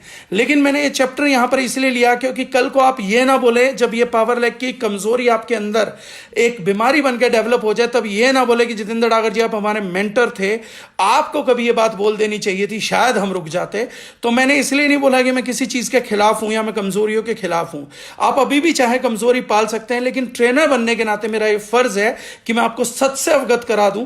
जैसे मैंने 2014 में किसी को बोला था कि जब 2020 आएगा तो डेकेड ऑफ सुपर बग्स आएगा, तो आज लोग मेरी बात मान रहे हैं। हमने बोला कि 2025 में जब घर घर में कैंसर हो जाएगा तो लोग हमारे मसालों को जिस दाम देंगे उस दाम खरीदेंगे। आज सबसे ज्यादा डिमांड आई हुई है हमारे मसालों की। स्नैपडील पे आज हमारे 25-25 ऑर्डर लग रहे हैं। क्यों? क्योंकि कोरोना आ गया, समझ आ गई। बात तो हम बहुत टाइम पहले से बोल रहे थे। तो इसीलिए मेरा ये ट्रेनिंग लेने का पर्पस ये है, क्योंकि एक रिकॉर्डेड एविडेंस है, कभी मेरी टीम का कमजोर आदमी या मजबूर आदमी ये नहीं बोल पाएगा कि हमारे मेंटर ने नहीं बताया था। गलती आप खुद से करिए, चलेगा, गलती तो हम करते ही रहेंगे, लेकिन कम से कम मेंटरशिप में आपको झूठ नहीं मिला, मेंटरशिप में आपको मजबूती परोसी गई थी। चुनाव क्या, वो तो हम सबका अपना पर्सनली चुनाव है। सेकंड में एग्जांपल कंफर्ट और चैलेंज का देना चाहूंगा। मैं बड़ी चैलेंजिंग लाइफ में था सर। मैं एथलीट था, 6 घंटे फुटबॉल खेलता था और मेरे कोच बहुत बढ़िया थे। दिनेश कुमार जी मेरे कोच थे और मैं जिंदगी भर अगर उनके पैर धोके भी पीऊं तो मेरी जिंदगी उनका एहसान नहीं चुका सकती। वो व्यक्ति क्या करते थे कि हम जब फुटबॉल का प्रैक्टिस करते थे 2-3 घंटे 4 घंटे, तो उस व्यक्ति का काम था डंडा लेके खड़े रहना, और हम में से कोई पानी पीने की तरफ भागता था तो लठ मारते थे। हम चोरी चोरी छुप छुप के एक दूसरे के साथ स्कीम बना के पानी की एक एक बूंद को तरसते हुए भागते थे। मैं और सब टीम बड़ी परेशान थी कि बाकी सब ठीक है यार, मेहनत कराओ, 2 घंटे खिलाओ, 4 घंटे खिलाओ, 5 घंटे खिलाओ, 6 घंटे खिलाओ, लेकिन ये मत करो हमारे साथ। और मतलब ये क्यों कर रहे हो, पानी क्यों नहीं पीने दे रहे, क्योंकि 1 घंटा खेल के तलब लगती है भाई साहब, इतना वर्कआउट करा रहे हो हमसे तो पानी तो चाहिए। लेकिन बहुत पीटते थे। जब हमारा जोनल मैच हुआ तो हमें पता लगा कि हमारे जोनल मैचेस और जो हमारे सब जोनल मैचेस थे, स्टेट मैचेस थे, वो दोपहर में थे। अब दोपहर में क्या होता था कि हम लोगों का एक ट्रेंड आया कि फर्स्ट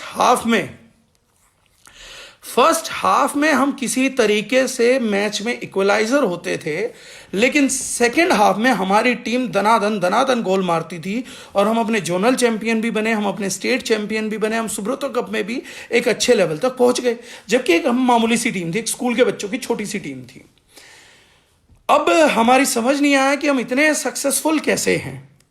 तो एक दिन हमारे कोच ने हमारे को डिफाइन किया कि बॉस होता क्या है कि जब पानी पेट में जाएगा और भागते हैं तो वो हिलता है तो भागने की स्पीड कम हो जाती है। जब 45 मिनट के गैप के बाद 15-20 मिनट मिलते थे तो दूसरी टीमें पानी पीती थी और हमें आदत नहीं बची थी, हम पानी नहीं पीते थे। हम सेकेंड हाफ में आते थे तो हमारे पेट में भारीपन नहीं होता था, हमारी स्पीड दूसरी टीम के मुकाबले ऑटोमेटिकली गेन हो जाती थी। वो चैलेंज जो हमने सर 6 महीने झेला और उस कोच का डंडा हमें जल्लाद की तरह दिखा, आज मैं बोलता हूं कि मैं उस कोच के पैर धो के पीऊं तो मेरी जिंदगी में मैं उनका एहसान नहीं उतार सकता। वो कोच ने मेरे को मोटिवेशन दिया। जब मैंने स्कूल छोड़ दिया तो उन्होंने बोला बेटा फुटबॉल मत छोड़ना, और मैं खेलता रहा 4-4 घंटे, लेकिन मैं कभी भी मोटा नहीं हुआ। उसके बाद मैंने कंफर्ट को चुन लिया। मैंने नेटवर्क मार्केटिंग में अच्छी खासी दौलत हासिल कर ली, शुरुआत में पैसा कमा लिया, करोड़ों में कमा गया, 11-12 लाख लोगों की टीम बन गई। अब वक्त था जब मैंने चुना कि जिंदगी में कंफर्टेबिलिटी क्यों नहीं मेरे भाई, मेरे को भी कंफर्टेबल होने का हक है। और मैंने जब कंफर्टेबल होने का फैसला चुना तो आज वो स्थिति है कि मेरे पास सब कुछ है। लेकिन अगर आपको हैंडसम दिखना, स्मार्ट दिखना, तो उसके लिए need to have a physique, लेकिन वो चीज कॉम्प्रोमाइज हो गई। बॉस जब तक मेरी लाइफ में चैलेंज था, used to be an athlete, लेकिन जिस दिन से कंफर्ट आया, I have become an obese man. लोगों ने सवाल खड़े करने चालू करे, जो लोग कभी अप्रिशिएट करते थे आज सवालों के घेरे में है। गलती किसकी? मेरी खुद की। मैंने किसको चुना? मैंने चैलेंज की बजाय कंफर्ट को चुना। अगर मैं चैलेंज को पकड़ के रखता ना तो जीवन में ये दिन देखने को ना आता। तो ये सब चीजें जो हैं, ये चैलेंज और कंफर्टेबल जोन का साक्षात एग्जाम्पल है, जो देना ही पड़ेगा, जो देना ही चाहिए, सीखने की बात है। अब आते हैं, जब हम चैलेंज को एक्सेप्ट कर लेते हैं, दूसरी चीज क्या होती है? दूसरी चीज होती है सब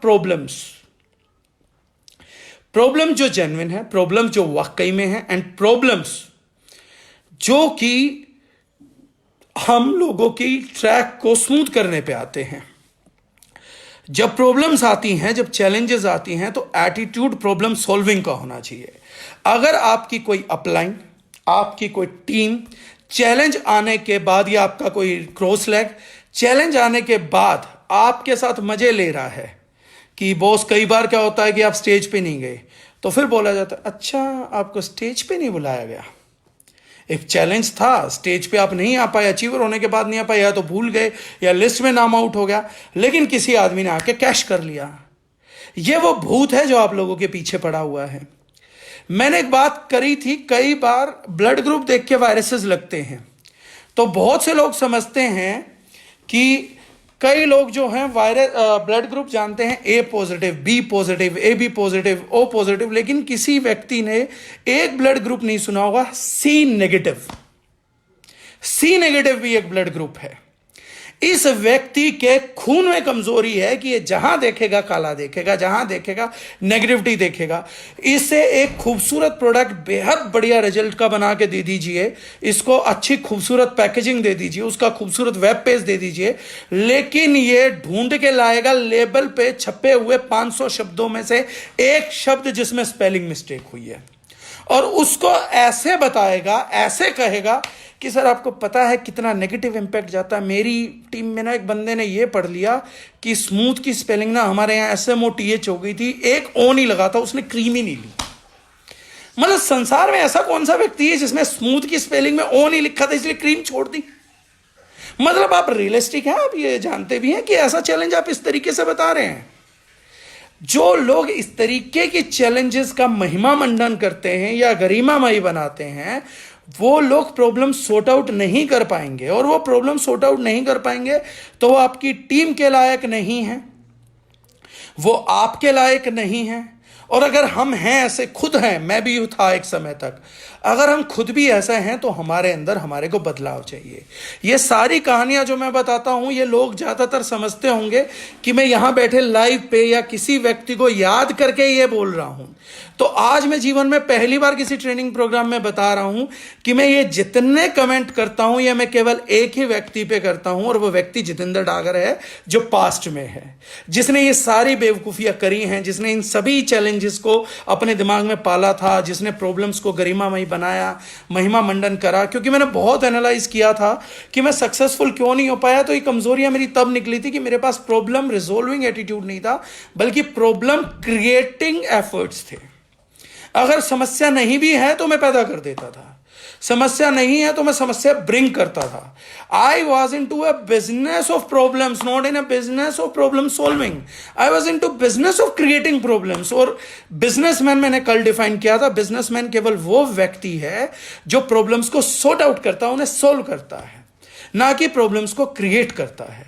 लेकिन मैं खुद प्रॉब्लम क्रिएशन के बिजनेस में था भाई। इसलिए अगर किसी व्यक्ति को वहां बैठी कोई बात पावर लैग पे चुभी हो, या झूठी मार्केटिंग पे चुभी हो, या आर्टिफिशियल एटीट्यूड रखने पे चुभ रही हो, या किसी को कोई बात मेरी गलती से दिल पे ये लग गई हो कि मजबूर नहीं मजबूत बनो, आप अपनी टीमों को मजबूर मत बनाओ, या कटोरा थामने या सहानुभूति से चुभी हो, तो मैं बता देता हूं, सब लोगों को यहां क्लियर कर देता हूं कि वो सारे कमेंट पास्ट के जितेंद्र डागर पे है, सामने बैठे किसी भी एक व्यक्ति पे नहीं है। मैं खुद ये करके भुगता हूं और इसीलिए मैं शायद आप लोगों के सामने आज बता पा रहा हूं। तो ये जो चैलेंजेस है वो किसी के लिए नहीं है, ये मेरे खुद के चैलेंजेस थे, सॉर्ट आउट किया, उसी को आपके साथ शेयर कर पा रहा हूं। ट्रेनिंग का पर्पस क्या है, उन रास्तों पे चला हूं, घायल हुआ तो आप लोगों को बोल रहा हूं। आप लोगों को हर्ट करके मैं किसके चैलेंज को सॉर्ट आउट कर लूंगा? ऐसा कौन सा ट्रेनर हो सकता है जो लोगों को हर्ट करे और उससे कुछ सिखा दे? कोई गुरु कुछ सिखा रहा, उसमें चोट लग जाए ये तो चलो संभावना है, लेकिन ऐसा कौन गुरु होगा जो घायल कर करके लोगों को सिखा? तो घायल करने से लोग नहीं सीखते। And I am not one of them जो अपने चाहने वालों को, या जिनको मैं बहुत चाहता हूं, जिन लोगों से मोहब्बत करता हूं अपनी टीम से, उन लोगों को किसी भी मायने में हर्ट करूं, और वो चाहे कोई भी हो। मेरी टीम का मतलब, हर एक व्यक्ति का मतलब मेरे लिए मेरे परिवार का सदस्य है, मेरा अपना है। ना मैं किसी को खोना चाहता हूं, ना कभी खोऊंगा, ना खोने में यकीन रखता हूं। इस समय भी, इसके बाद भी, इससे पहले भी मैं जो हूं, मैं उन व्यक्तियों के साथ हूं कंप्लीटली। तो इसलिए अगर ये कोई भी संभावना है या किसी भी प्रकार का आप लोगों के मन में वहम है कि ये बात मुझे बोली गई होगी या इस समय मेरा चेहरा उनके दिमाग में होगा, नहीं, मेरे जहन में सिर्फ पास का जितेंद्र डागर रहता है और मैं केवल उसी पे कमेंट करना पसंद करता हूं। मैं दूसरे को क्यों ढूंढूं? क्योंकि मैं स्वार्थी व्यक्ति हूं और मुझे खुद को तरक्की देनी है भाई साहब, तो मुझे अपनी ही कमजोरियों को सामने लेके आना पड़ेगा। अब आते हैं माइंडसेट। प्रॉब्लम रिजोल्विंग का होना चाहिए, ना कि प्रॉब्लम क्रिएशन का होना चाहिए। माइंडसेट चैलेंज को पालने का होना चाहिए, ना कि कंफर्ट पालने का होना चाहिए।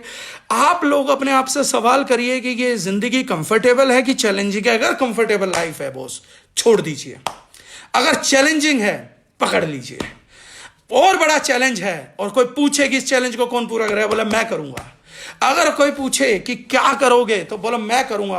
अगर कोई आदमी किसी चैलेंज को, बीच मार्केट ओपन पड़ा और कोई लेने को तैयार नहीं है, तो यू शुड वॉलंटियर कि चैलेंज कोई नहीं उठा रहा, इस चैलेंज को मैं उठाऊंगा। जब हमें दिल्ली में सेमिनार करना था तो मेरे पास टीम आई और टीम ने कहा कि साहब दिल्ली में सिस्टम खड़ा करना है, सेमिनार करना है, हर महीने सेमिनार करना चाहते हैं। मैंने पहला क्वेश्चन जानते हैं क्या किया था टीम से कि बॉस सिखाऊंगा, मैं करूंगा, मैं मोटिवेशन मैं करूंगा, अरेंजमेंट मैं करूंगा, लेकिन इस सेमिनार को सक्सेसफुल करना होगा। और अगर यह सेमिनार सक्सेसफुल नहीं होता है तो वो व्यक्ति गर्दन सामने करे जिसकी गर्दन पकड़ सकूं, क्योंकि सवाल जवाब उससे करूंगा और मैंने अगर एक बार गर्दन पकड़ी तो मैं पकड़ूंगा, जवाब देने पड़ेंगे। सेमिनार मांग रहे हो मिलेगी, लेकिन अगर नहीं हो पाया तो आपकी गर्दन मेरे हाथ में होगी और आपसे वसूलूंगा सब कुछ, आपसे बटोरा जाएगा। हर चीज के, हर गुनाह के, हर बहाने के जिम्मेदार ये व्यक्ति रहेगा। उस टाइम पर संजीव हुड्डा जी और अभिषेक राय कंवर आए थे कि ये फंदा हम अपने गले में डालते हैं।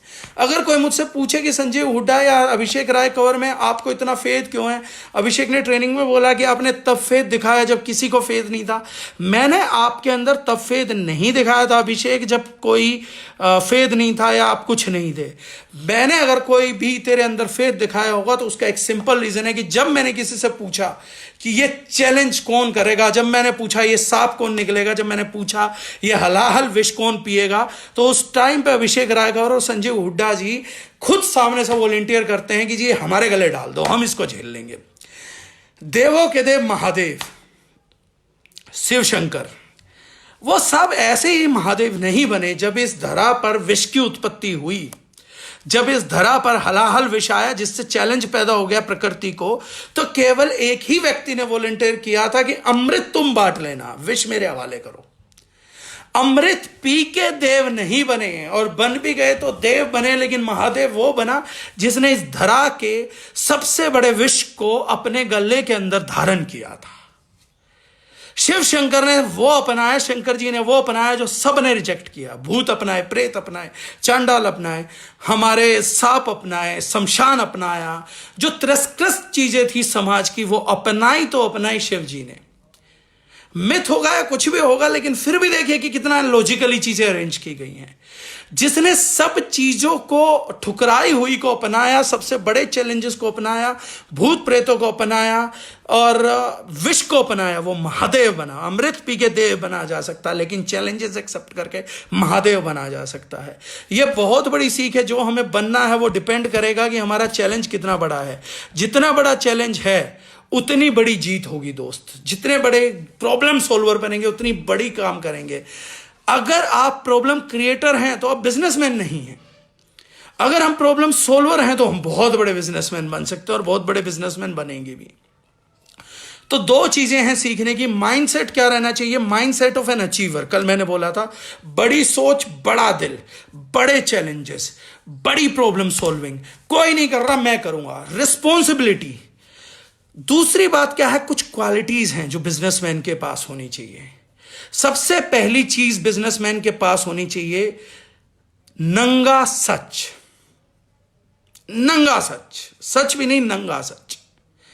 वो जो है वो बस वही है।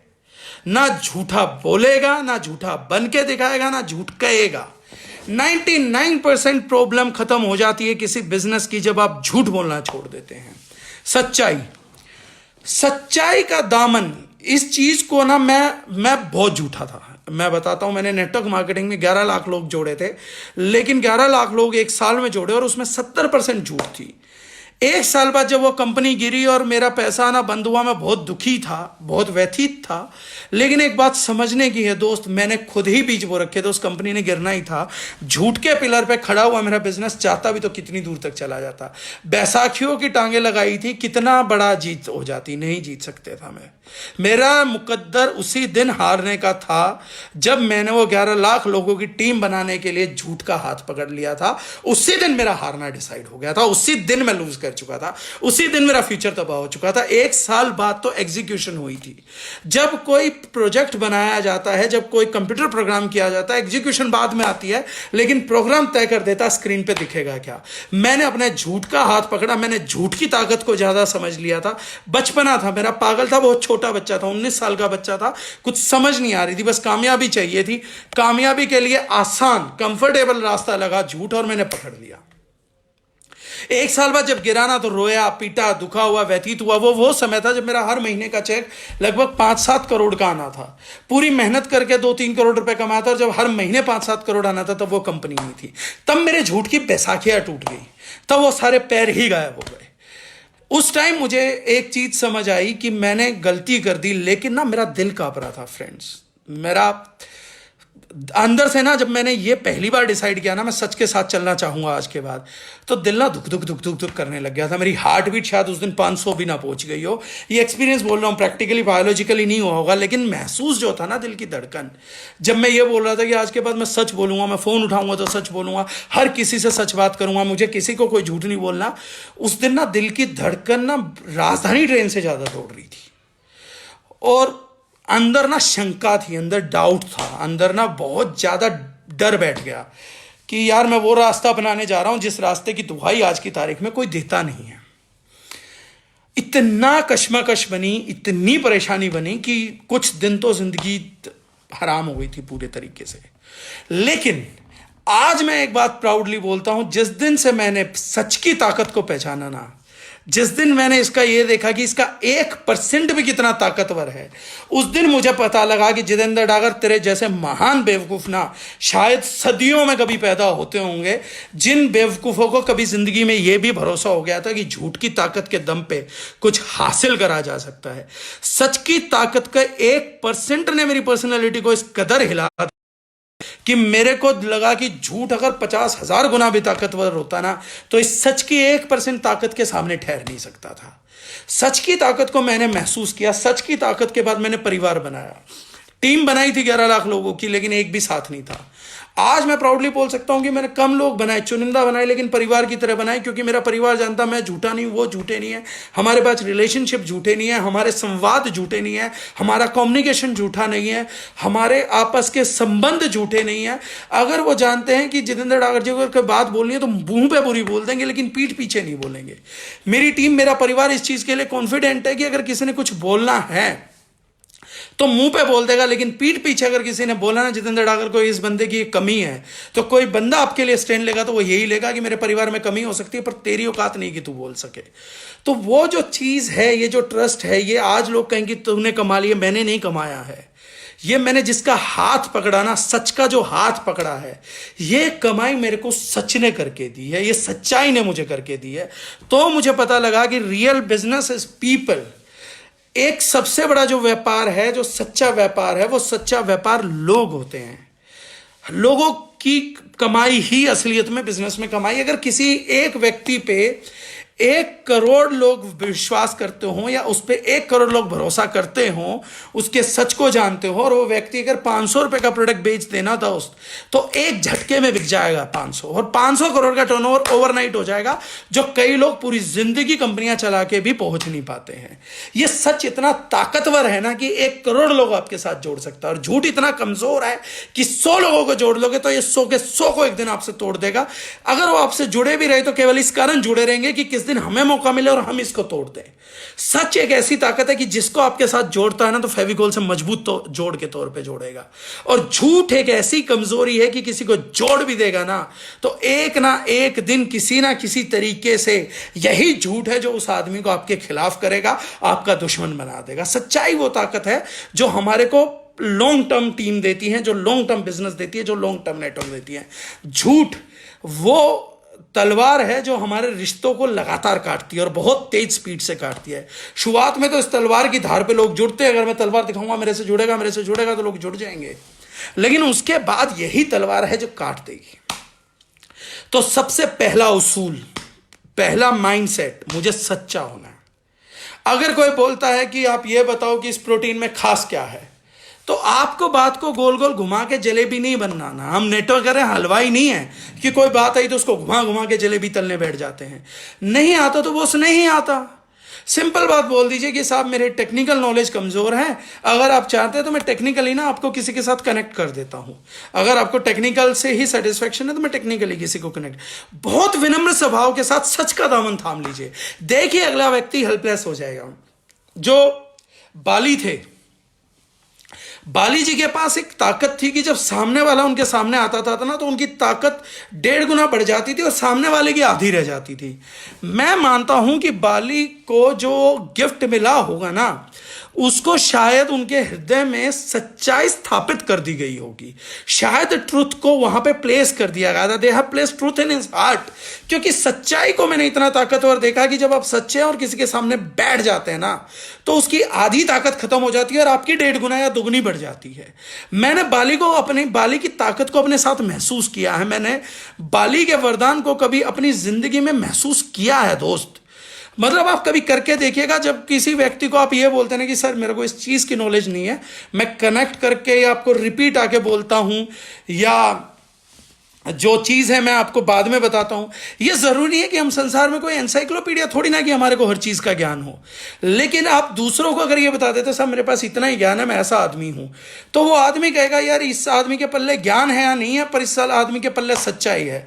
और मैं एक बात बता देता हूं, नेटवर्क मार्केटिंग में सच्चाई वो चीज है जो साली प्लान, प्रोडक्ट, प्रोफाइल, मेमडी, managing director, leader, system, seminar सबसे ज्यादा काम करती है।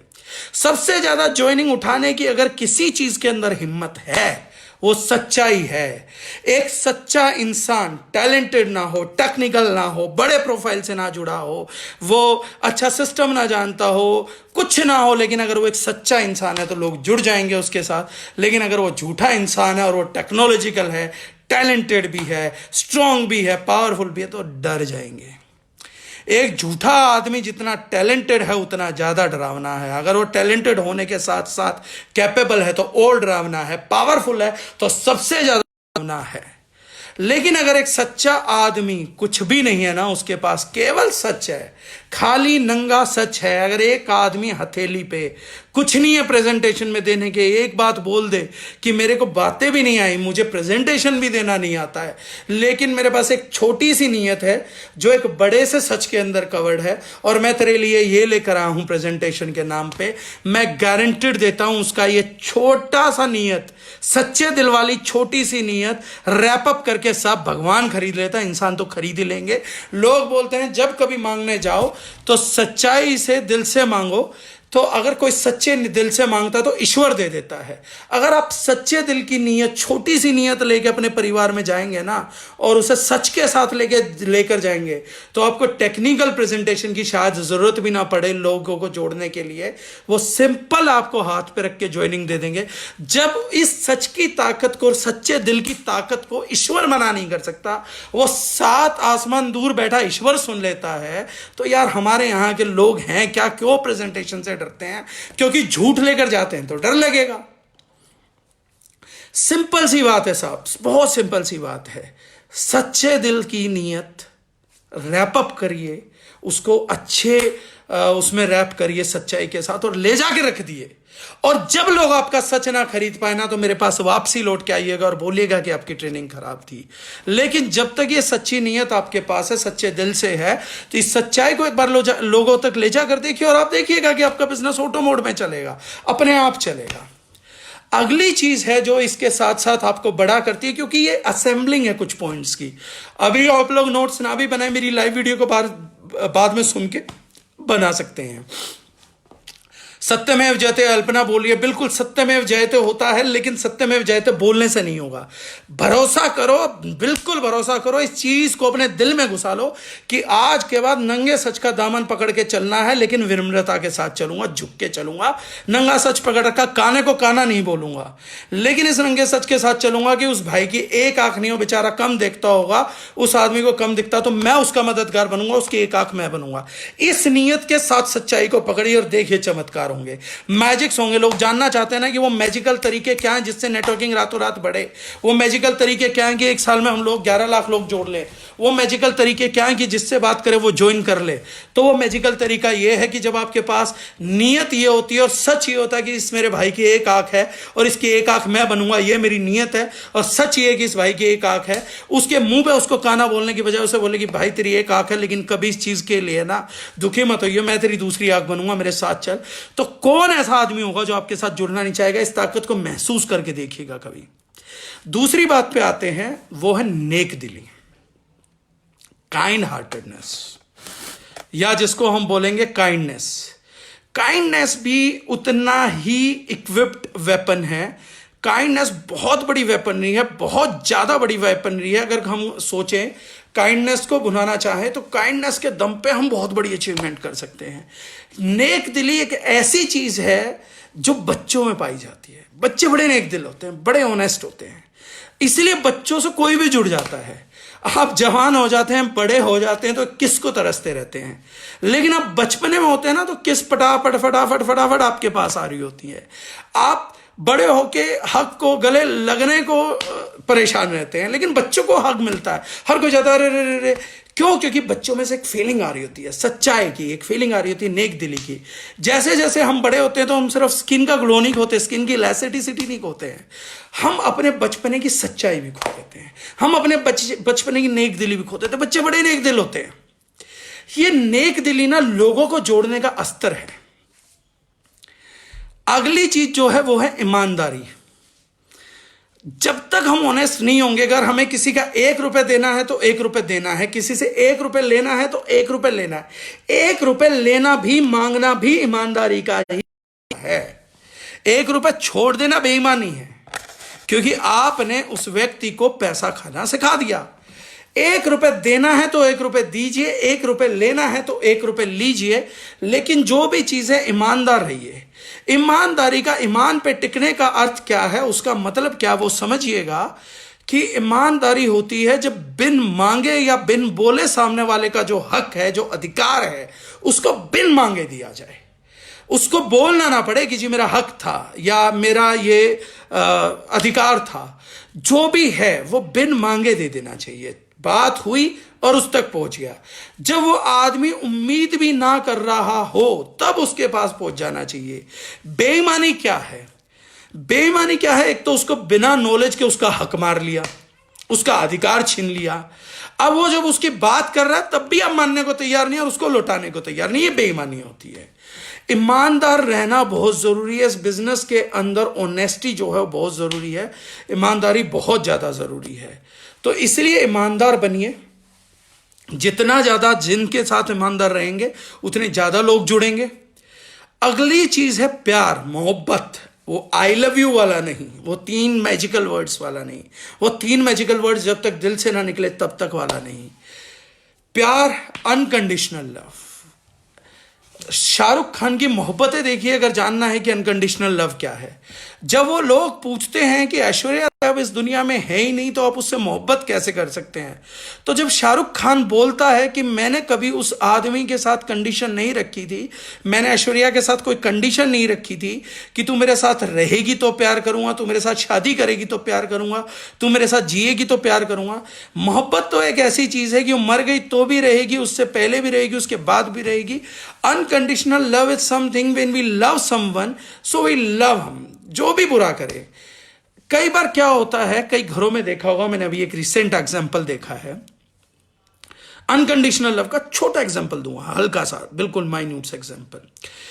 एक मां को उसका बच्चा पीट रहा था। अभी ये रिसेंटली बात है लॉकडाउन के दिनों की। उसने अपनी मां को खूब मारा। उसकी मां को उसने घर के बाहर निकाल दिया। वो परेशान होकर पूरा दिन घर के बाहर बैठी रही। घर के बाहर बैठने के बाद उसने शाम को पुलिस को बुला लिया। पुलिस के 2 बंदे आए, उसके बेटे ने बदतमीजी करी। उसके बाद पुलिस के 7-8 बंदे आए। 7-8 बंदे आए और वो लठ लेके आते उन्होंने बच्चे को पीटना चालू कर दिया। उस टाइम पर भी वो मां गई और पुलिस वालों को रोका कि इसको मारो मत, मैंने तो केवल समझाने के लिए बुलाया था।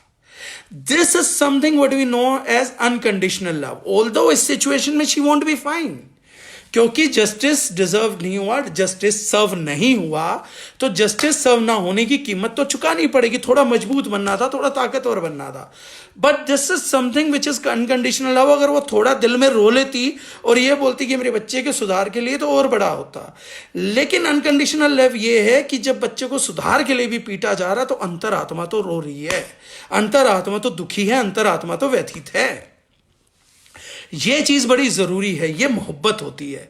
हम अपने बच्चों को थप्पड़ लगा देते हैं, तो बच्चे को थप्पड़ लगा देते हैं उसके सुधार के लिए। हम जानते हैं कि इसको सुधार के लिए इस समय पिटना जरूरी है, इसको रुकना जरूरी है, और कुछ नहीं रुक रहा तो चलो फिजिकल असोल्ट से रोक लेते हैं। ये काम हम कर तो देते हैं, लेकिन अंदर दिल रो रहा होता है। That is known as unconditional love. कई बार आप टीमों को मना कर देते हैं, कई बार अपनी टीमों को कुछ बोल देते हैं, कई बार भला बुरा भी बोल देते हैं। मैंने एक बार राहुल शर्मा को बोल दिया था कि अगर तू काम नहीं करेगा तो तू हमारे साथ रहने की उम्मीद भी मत करियो। मैं नाकामयाब लोगों को नहीं पाला करता।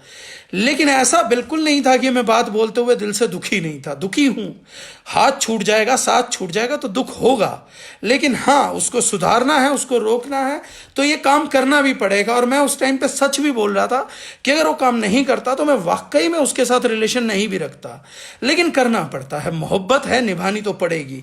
ये तो नहीं निभाता कि भाई साहब उसकी टीम में काम करने के लिए, उसको काम करने के लिए रोज घर जाता, छोड़ देता, लेकिन दुखी रहता। सच्ची मोहब्बत का यह मतलब नहीं कि उसको पकड़ते रहिए, चेस करते रहिए, वो मोह होता है और मोह दुश्मन है। तो मोह नहीं था लेकिन मोहब्बत थी, मोह नहीं था मोहब्बत थी। तो मोहब्बत थी तो दिल दुखी था कि ये छूट जाएगा, लेकिन तैयार था मेंटली, ताकतवर था मेंटली कि छोड़ना पड़ेगा तो छोड़ूंगा। अगर ये काम नहीं कर सकता, इतने फॉलोअप के बाद काम नहीं कर सकता, तो हमें भी इसकी जरूरत नहीं है। लेकिन हाँ, दुख होता, जेन्युइनली होता। कई लोग छोड़ के चले गए नेटवर्क में, 2-4 लोग थे, 5 लोग थे जिनको नहीं समझ आई, कोई भी कारण रहा, लेकिन आज भी मोहब्बत है। चिन्मय तिवारी है, आज भी मोहब्बत है, आज भी मेरा उनका आप देखिएगा कभी फेसबुक इंटरेक्शन, तो हम दोनों एक दूसरे के प्रति मोहब्बत के भरे पड़े। आज हम एक टीम में नहीं, लेकिन हम दोनों की मोहब्बत कायम है। आज भी चिन्मय और मैं फेसबुक पे लगे होते हैं गे कपल की तरह, आई लव यू टू, लेकिन ये है, मोहब्बत जरूरी है जिंदगी के लिए। अगली चीज जो जरूरी है वो है जुनून, पैशन। पैशनेट होना बहुत जरूरी है। अगर एक बार वो मर्द की जबान वाली बात है, सेकंड प्रायोरिटी डिक्लेयर कर दी तो सेकंड प्रायोरिटी डिक्लेयर कर दी। एक बार बोल दिया कि मैं इस बिजनेस को दूंगा तो मैं दूंगा। अगर एक बार बोल दिया कि मुझे काम करना है तो मुझे करना है।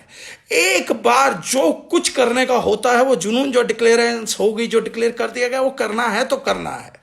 This is something known as जुनून, passion. Passion is not something कि मैंने कोट पैंट टाई पहन ली और गर्मी में भी पहननी है तो पहननी है, ऐसा नहीं है। हालात को समझते हुए रियलिस्टिक वेज में, क्योंकि आप वो करेंगे तो बेवकूफ़ी हो जाएगी। Passion is something which we chase internally. मेरे दिल और मेरे दिमाग में कुछ ठना हुआ है, कोई जिद है जो पली हुई है, कुछ है जो बना हुआ है, वो जुनून है कि मुझे ये करके छोड़ना है, मुझे ये करके रहना, नो मैटर हाउ।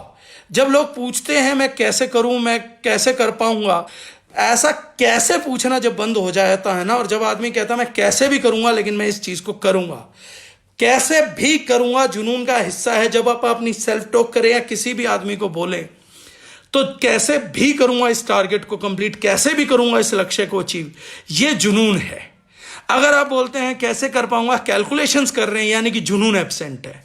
और अगर आप कैलकुलेशंस के पार चले गए हैं और आप कह रहे हैं कि कैलकुलेशंस बहाने चीजें हट जाएंगी, लेकिन मुझे ये काम करना है तो मुझे ये काम करना है, जब ये फीलिंग आ जाती है, जब ये डेवलपमेंट अंदर होता है, तो वो चीज उभर के आती है जिसको हम बोलते हैं जुनून। जुनून की पहचान ही एक है कि जुनून जब होगा तो आदमी अपना जो टारगेट बनाएगा, जो लक्ष्य दिखाएगा, उस लक्ष्य के प्रति एक ही बात बोलेगा, मुझे करना है तो मतलब मुझे करना है, कैसे भी करना है। लोग उससे पूछेंगे कैसे करेगा, और वो आदमी एक ही जवाब देगा, मुझे नहीं मालूम मैं कैसे करूंगा, लेकिन मुझे मालूम है कि मैं ये करूंगा, क्योंकि ये मेरा दिल और दिमाग में ठन चुकी है, ये मेरे दिल और दिमाग में, मेरे अंतरात्मा की गहराइयों से आवाज आ रही है, हम इस चीज को एक्सेप्ट कर चुके हैं, मुझे ये करना है तो मुझे करना है।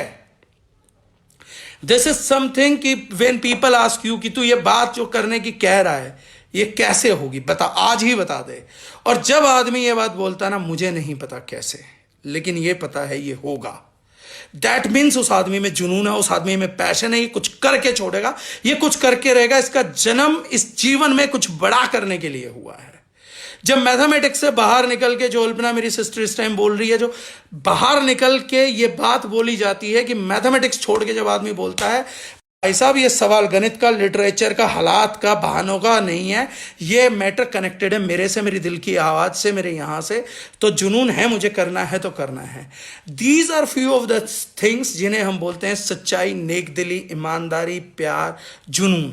These are the principle, these are the attributes जो बिजनेसमैन के माइंडसेट होने चाहिए, कि दिमाग में घुसा लिया, आर्टिफिशियल नहीं, लेकिन ये मुझे नेचुरल पैदा करना है, कि मेरे अंदर नेचुरल लव हो, मेरे अंदर नेचुरल सच्चाई हो, मेरे अंदर नेचुरल, आर्टिफिशियल चीजों में दम नहीं है। आप रोटी खा सकते हैं, रोटी सीज नहीं खा सकते। रोटी जैसा कुछ खा के पेट नहीं भरा जा सकता, रोटी से पेट भरता है।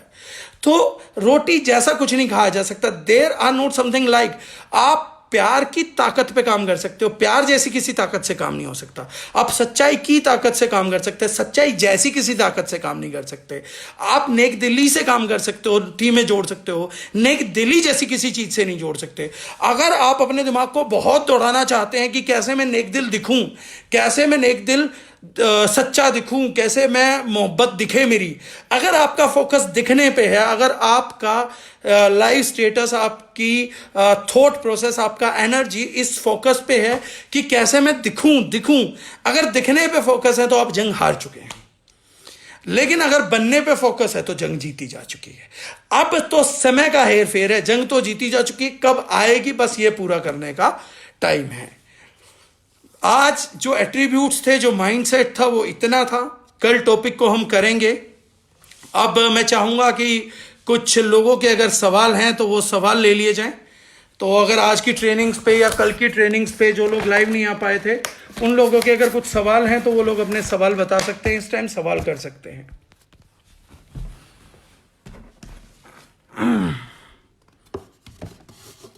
मेरी आवाज आ रही है लोगों तक?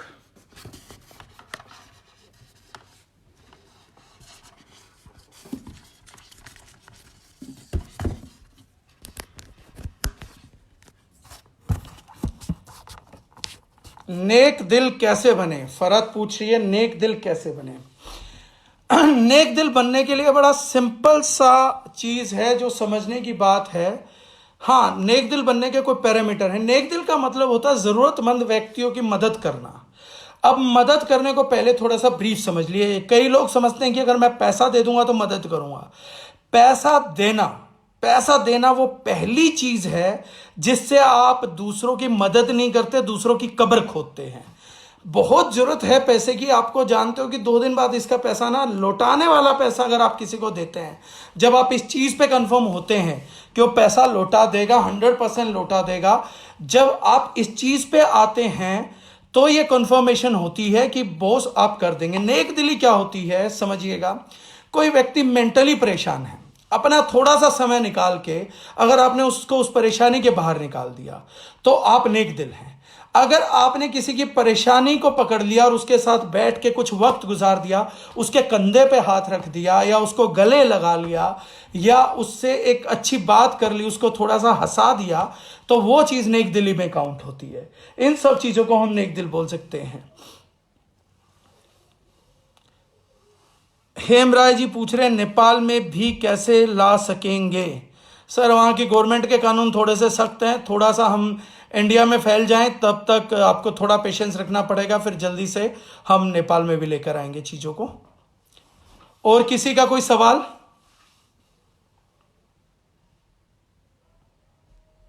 Any questions? I love to have questions here.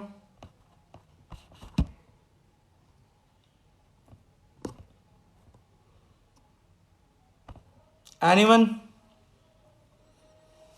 Shell we end the session? आज की बातचीत को खत्म करें या किसी का कोई सवाल है? I'll give 1 minute. अगर किसी का कोई सवाल है तो प्लीज कमेंट्स में पोस्ट कर दीजिए, अदरवाइज 1 मिनट के बाद फिर आज हम मिलेंगे कल दोबारा 2:30 बजे मिलने के लिए। एंड कल टॉपिक होगा। फरहत रहमानी ने कहा कि but someone told me on this that don't be a pain absorbing machine. बिल्कुल मैंने ठीक कहा है। समझिए, अगर आप पेन एब्जॉर्बिंग मशीन बन जाएंगे, आप किसी का दर्द उधार ले लेंगे, तो वो आदमी तो दर्द के बाहर भले ही आ भी जाए, लेकिन आप दर्द में आ गए तो आप नेक दिल नहीं है। यानी कि आप लोग इस तरीके से समझिए इस चीज को कि किसी का दर्द खत्म करने के लिए जाइए, उसका दर्द लेकर मत आइए। Transfer of pain is not allowed, elimination of pain is allowed. आप किसी के साथ बैठे, उनको हिम्मत दे दिया, उनको हौसला दे दिया, ये चीज कर दी, ये बहुत बेहतर है। आपने उसका पॉइंट समझा दिया। लेकिन अगर आप उसका पेन एब्जॉर्ब करके आ गए तो पेन कहीं ना कहीं तो है ही, उसके अंदर नहीं बचा, आपके अंदर आ गया। तो पेन को एलिमिनेट करिए, एब्जॉर्ब कभी मत करिए, ये बेवकूफ़ी हो जाएगी। ये बिल्कुल बेतुका काम है कि किसी का दर्द कम करने गए थे और दर्द लेकर आ गए। ऐसे करने से काम नहीं चलेगा। तो कभी किसी का दर्द मत लेके आइए, दर्द को खत्म करके आइए। मैं भी सच के रास्ते पे ही चल रहा हूँ। नवज्योति वैश्य जी, आप तो सर बेहद खूबसूरत इंसान हैं, आपकी आत्मा बेहद खूबसूरत है।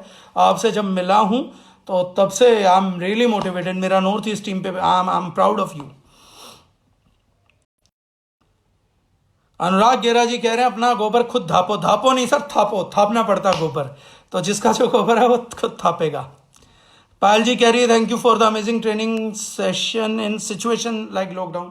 Thank you Payal, thank you for training. Mohit Janeja का सवाल आया है, how important is to be presentable, as in we can do presentable by our clothes और अपीयरेंस और बाय अवर एटीट्यूड। ये अच्छा सवाल है सर। अभी कुछ भी पोस्ट करना बंद कर दीजिएगा, इस सवाल को ले ले, अगला उसी के बाद करिएगा। अभी रुक जाइए, अभी रुक जाइए बस सर, कोई भी कुछ पोस्ट मत करिए प्लीज प्लीज प्लीज। सबके सवाल ऊपर जा रहे हैं, एक बार रुक जाइए सर। ठंडा ठंडा अभी सवाल मत पोस्ट करिए, 2-3 सवाल आ गए हैं और अच्छे सवाल आए हैं। मोहित का पहला क्वेश्चन है, how important is to be presentable, as in we can be presentable by our clothes और appearance by our attitude. Mohit समझने की बात देखो दोस्त, यहां पर ये है, आत्मा में अगर सच्चाई नहीं है, दिल में साफ नीयत नहीं है और दिमाग में लोगों के लिए भला नहीं है, तो आप कितनी भी घड़ियां पहन लीजिए, कितनी भी लग्जरी गाड़ी ले लीजिए, कितनी भी अच्छे कपड़े पहन लीजिए, वो सब बर्बाद है, वो सब तबाही के रास्ते हैं। लेकिन हां, अगर आपकी आत्मा खूबसूरत है, आपके दिल में सच्चाई है, आपके जहन में लोगों का भला है, आप उनकी प्रॉब्लम्स को सॉर्ट आउट करना चाहते हैं और उसके बाद आप खूबसूरत दिखते हैं और आप बेहतरीन कपड़े पहनते हैं और अच्छे तरीके से स्टाइल्ड रहते हैं, अच्छी गाड़ी रखते हैं, तो साहब ये वरदान है। लेकिन उसके लिए फर्स्ट अटायर इनसाइड है, पहले कपड़े, पहले गाड़ी, पहली लग्जरी अंदर की है। जब अंदर से बाहर आएंगे तो एक सक्सेस का रास्ता बड़ा होगा और फिर जितने बाहर आते चले जाएंगे सक्सेस उतनी बड़ी होती चली जाएगी। मतलब आप आए बाहर से और आप एक ब्रांडेड कपड़ा पहने, एक बहुत शानदार शर्ट पहन रहे हैं, आप बेहद खूबसूरत दिख रहे हैं, आप 6 पैक एप्स में हैं या आप फिट हैं, तो आप बेहद आकर्षक है। 6 पैक एप्स आ गए, मजा, लोग आपसे एग्जांपल के तौर पे सीख लेंगे। आप 8 पैक एप्स कर रहे हैं तो और दुनिया के लिए लाजवाब हो जाएंगे, दुनिया के लिए आदर्श बन जाएंगे।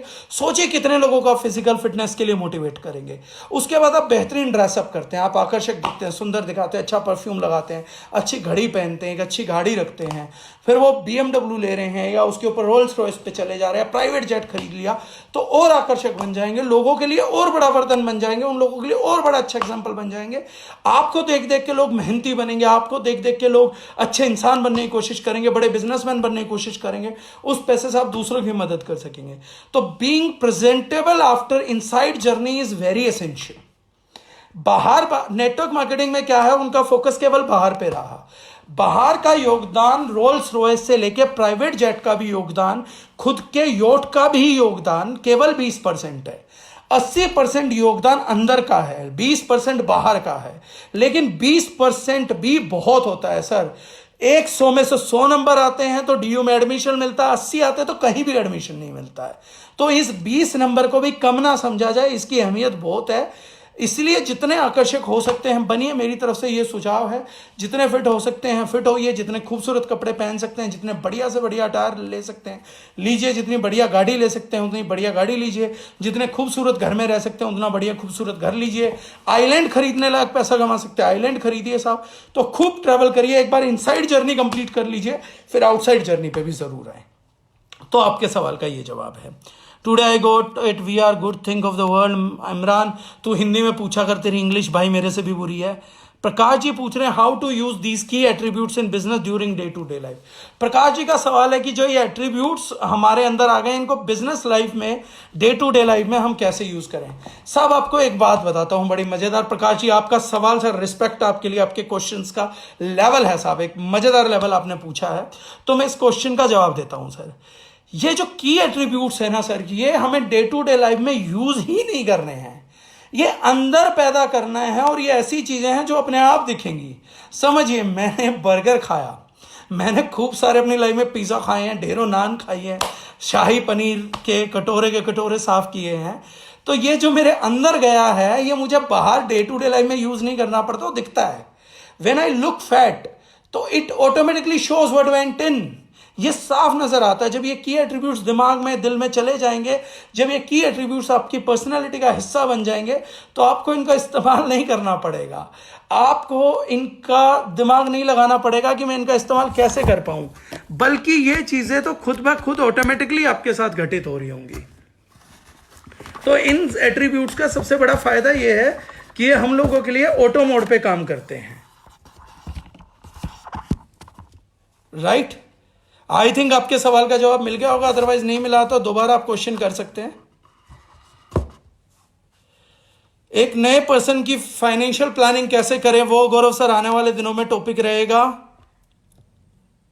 जावेद सर बोल रहे हैं, great sir, waiting for tomorrow. Thank you Javed साहब, आदाब। आज आप साथ जुड़े, बहुत अच्छा लगा, इतनी खूबसूरत जगह से आप हमारे साथ जुड़े हैं। दुआ करता हूं जल्दी वहां के हालात और भी सामान्य हो जाएं, ईश्वर वहां पे कृपा करे। बहुत खूबसूरत ईश्वर ने उस जगह को बनाया है, और मैं दुआ करूंगा कि वहां के लोगों को खुशहाल मिले, और जिस लेवल के काबिल लोग हैं, क्योंकि मैंने जम्मू कश्मीर बहुत काम पहले भी किया है, तो मैं चाहूंगा कि वहां के लोगों को नया जीवन मिले, उनकी नई उम्मीदें बढ़ें। अनूप सैनी जी पूछ रहे हैं, लोग नेटवर्कर की हंसी भी उड़ाते हैं, मैंने देखा कई बार, उन लोगों से कैसे डील करें। आज ये सुबह मैं सेशन किसी और के साथ भी ले रहा था, लोग आपकी हंसी उड़ाते हैं। सब लोग वो करेंगे जिस चीज के काबिल वो है। लोगों के पास माइंडसेट इतना है, बुद्धि छोटी है, दिल छोटा है, तो दूसरों की हंसी उड़ा सकते हैं। आप उनसे उम्मीद कर रहे हैं कि वो आपको सीरियसली, ये आपकी गलती है। आप एक बाल्टी से उम्मीद कर रहे हैं कि वो पूरी की पूरी अपना टंकी का पानी समेट ले, तो मूर्खता हमारी है, उनकी कोई दिक्कत नहीं है। उनकी जितनी सोच है वो उतना स्वीकार सकते हैं। जब आप उनकी सोच के बाहर की बात करेंगे तो उसको स्वीकारने की हालत में ही नहीं होंगे, और जब वो लोग उसको स्वीकारेंगे ही नहीं तो फिर उसके बाद काम चलेगा भी कैसे। तो वो लोग स्वीकारते नहीं हैं, इसलिए अब हम लोग उनकी हंसी से परेशान हो जाते हैं। तो उनकी हंसी से परेशान होने की कोई भी जरूरत नहीं है, उन बेचारों को इग्नोर कर दीजिए, खुदा के लिए उनको माफ कर दीजिए, ईश्वर के लिए उनको माफ कर दीजिए।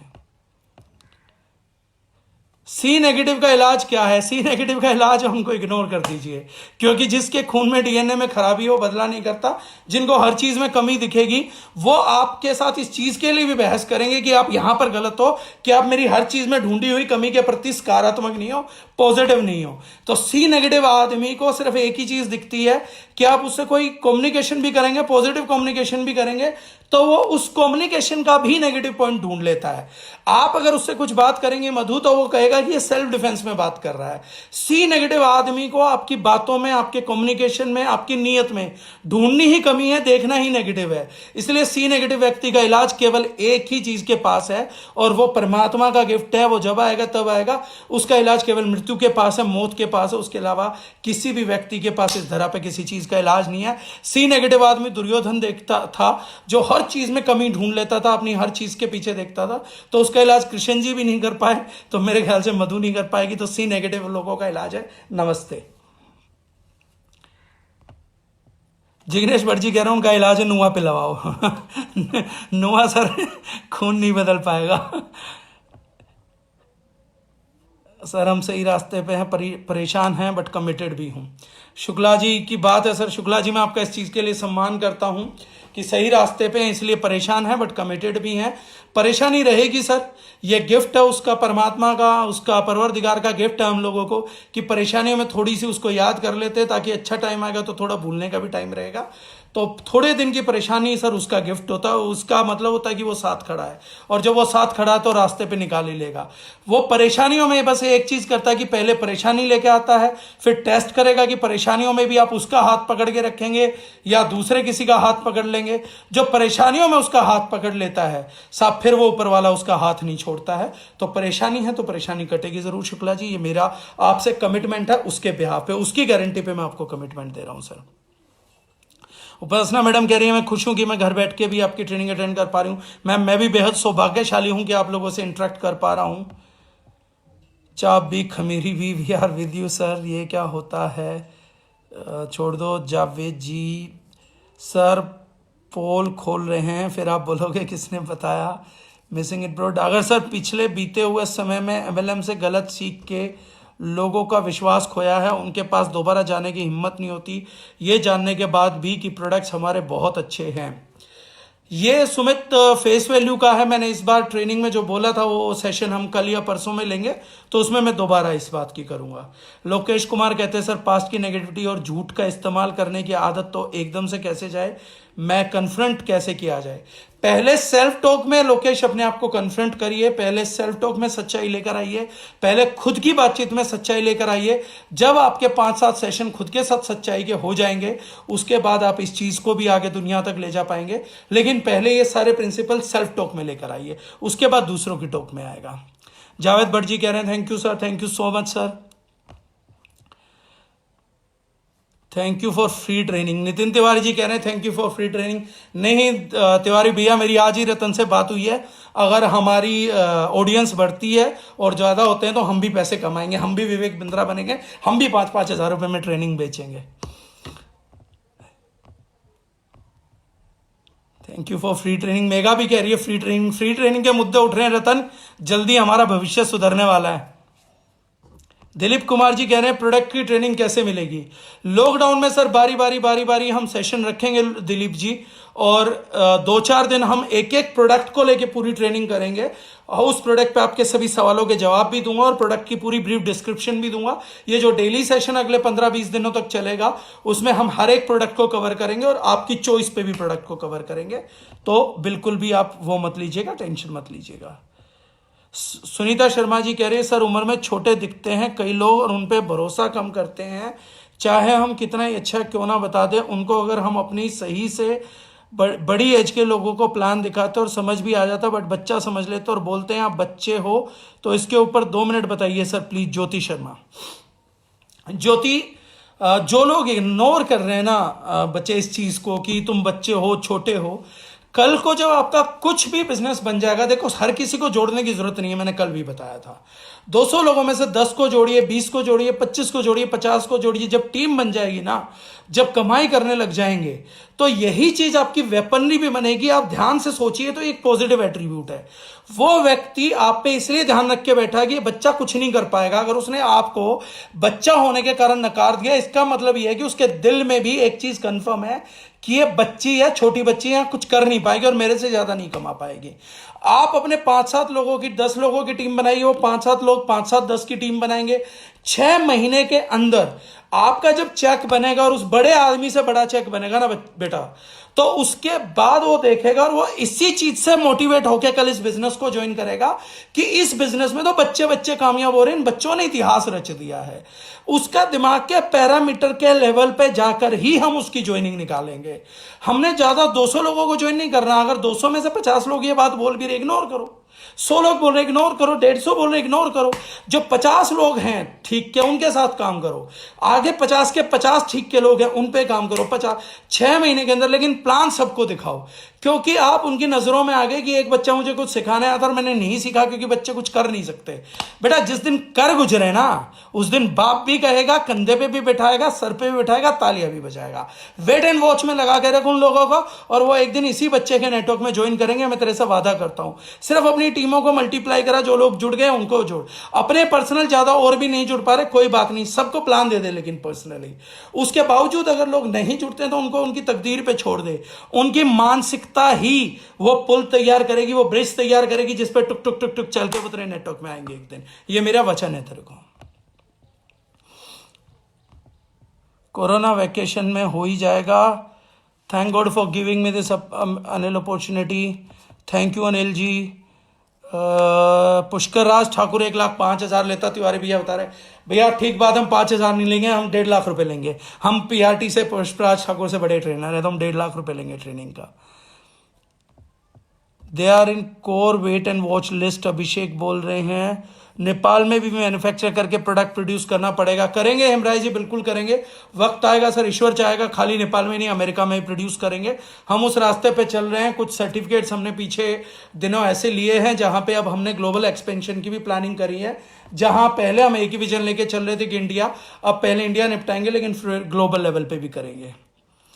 सुनीता शर्मा जी, ज्योति कह रही है thank you so much sir, अब इतिहास रचूंगी। बेटा तू बिल्कुल रचेगी और इस बात की गारंटी है, तू अच्छा काम करेगी, तेरे पास एक अच्छी पोटेंशियल है and you are a great leader.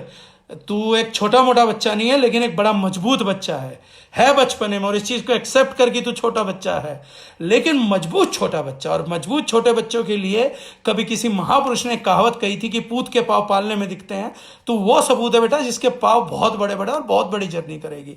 तो स्वीकार कर इस बात को, घमंड कर, प्राउड कर बच्चे इस बात पे कि तू एक बच्चा है और बच्चा होने के बावजूद एक मजबूत बच्चा है।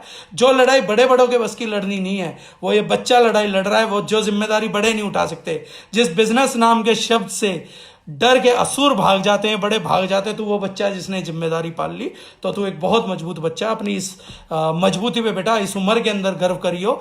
इस चीज से घबराने की जरूरत नहीं है कि तू छोटी है, तू बच्चा है। तू बच्चा है इसलिए गर्व कर कि जिस जिम्मेदारी को बड़े नहीं निभा पाए इस बच्चे ने निभा लिया। तो इस बात के लिए बच्चे सौभाग्यशाली है। बहुत प्राउड है मुझे तेरे पे। तिवारी भैया से तो अभी चार्ज हो लीजिए, परेशान है भैया। नहीं, सबसे लेंगे, हर किसी से चार्ज लेंगे, तेरे से भी लेंगे। पिछले 3 दिनों की ट्रेनिंग में विजन क्लियर हो रहा। Thank you Dagar sir. और तेरी विजन मुझे अच्छी लगी इमरान, इस बार हिंदी में पोस्ट किया। I love you bro. बस अब तो धीरे धीरे सारी तारीफ आ रही है, सवाल आ नहीं रहे हैं। सर जब हम लोगों का प्रोडक्ट दिखाते हैं तो वो यही बोलते हैं कि हमारे पास मोदी केयर के प्रोडक्ट्स हैं, तो कोई प्लान एंड प्रोडक्ट्स देखते ही नहीं, तो कैसे उन्हें समझाए। शिल्पा मैम आपका अच्छा सवाल है कि कुछ लोग दूसरी कंपनियों के प्रोडक्ट यूज कर रहे हैं, तो उनको बोलिए कि मेरी बात को सुन लीजिए, समझ लीजिए, खरीदिए मत। आधी जंग हम तब जीत जाते हैं, 99% जंग हम बिजनेस में तब जीत जाते हैं जब हम लोगों के तक अपनी बात पहुंचा पाते हैं। हम भी इस उम्मीद में गए हैं सुनीता मैम की प्रोडक्ट बिक जाए। ये जो प्रोडक्ट हम लोग बोल रहे हैं कि ये बिक जाए या इसके बेचने के लिए हम जा रहे हैं, तो हम फेल हो जाते हैं। मैंने जैसा कहा पहले ही बिजनेस में एक सोच ले आइए कि 200 में से 200 लोगों को नहीं जोड़ना है, सभी को नहीं जोड़ना है। बिजनेस में ये एट्रीब्यूट ही गलत है। हमने बात सबसे करनी है। ज्वाइनिंग कुछ की आएगी, प्रोडक्ट कुछ लोग लेंगे जो ईश्वर के अधीन है। वो हम लोग रिजल्ट में कर्म करेंगे, फल की चिंता नहीं करेंगे। लेकिन जब आप अपनी बात रख के आएंगे ना, तो हमारे पास दारिज9 के प्लेटफॉर्म पे टच वुड उस ईश्वर की इतनी दया है कि हमारे पास प्रोडक्ट, सब्सटेंस, नॉलेज और कल्चर, लिटरेचर ऐसा है कि वो एक बार जब दिमाग में जाता खलबली मचा देता है। आदमी इंस्टेंट डिसीजन ना ले पाए, लेकिन लॉन्ग में डिसीजन लेगा। और बिजनेस मैंने कल भी कहा था, अगर 1 साल, 2 साल, 5 साल के लिए कर रहे हैं तो मत करिए। जिंदगी भर के लिए करना है तो करेंगे। तो जिंदगी भर में मैम अगर 10 साल में बिजनेस चल जाए तो दिक्कत क्या है।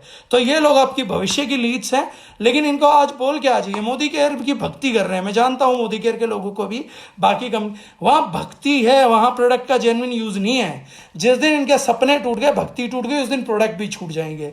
तो आप इनको बोल दीजिएगा कि मैं आपको बिजनेस के लिए लेकिन प्रोडक्ट के लिए आमंत्रित करने आई थी, प्रोडक्ट के लिए बात करनी आई थी, तो प्रोडक्ट समझा दीजिए। बहुत सारे लोग ज्वाइन भी हो रहे हैं, कुछ नहीं सुनेंगे, बस सुनने की दरख्वास्त करिए। बोलिए माल नहीं बेचना, माल लेके मत जाइए, तो सुनेंगे दरख्वास्त, धीरे धीरे सुनेंगे लेकिन सुन लेंगे। बाकी बात किसी न किसी ट्रेनिंग में हो सकता है आपको कोई मेरी बातों से कोई और अच्छा तरीका भी मिल जाए। मेगा पूछ रही है, sir people are asking me about the business plan, please do you a session on that. Sir सारे सेशन होंगे एक साथ, एक एक करके होंगे।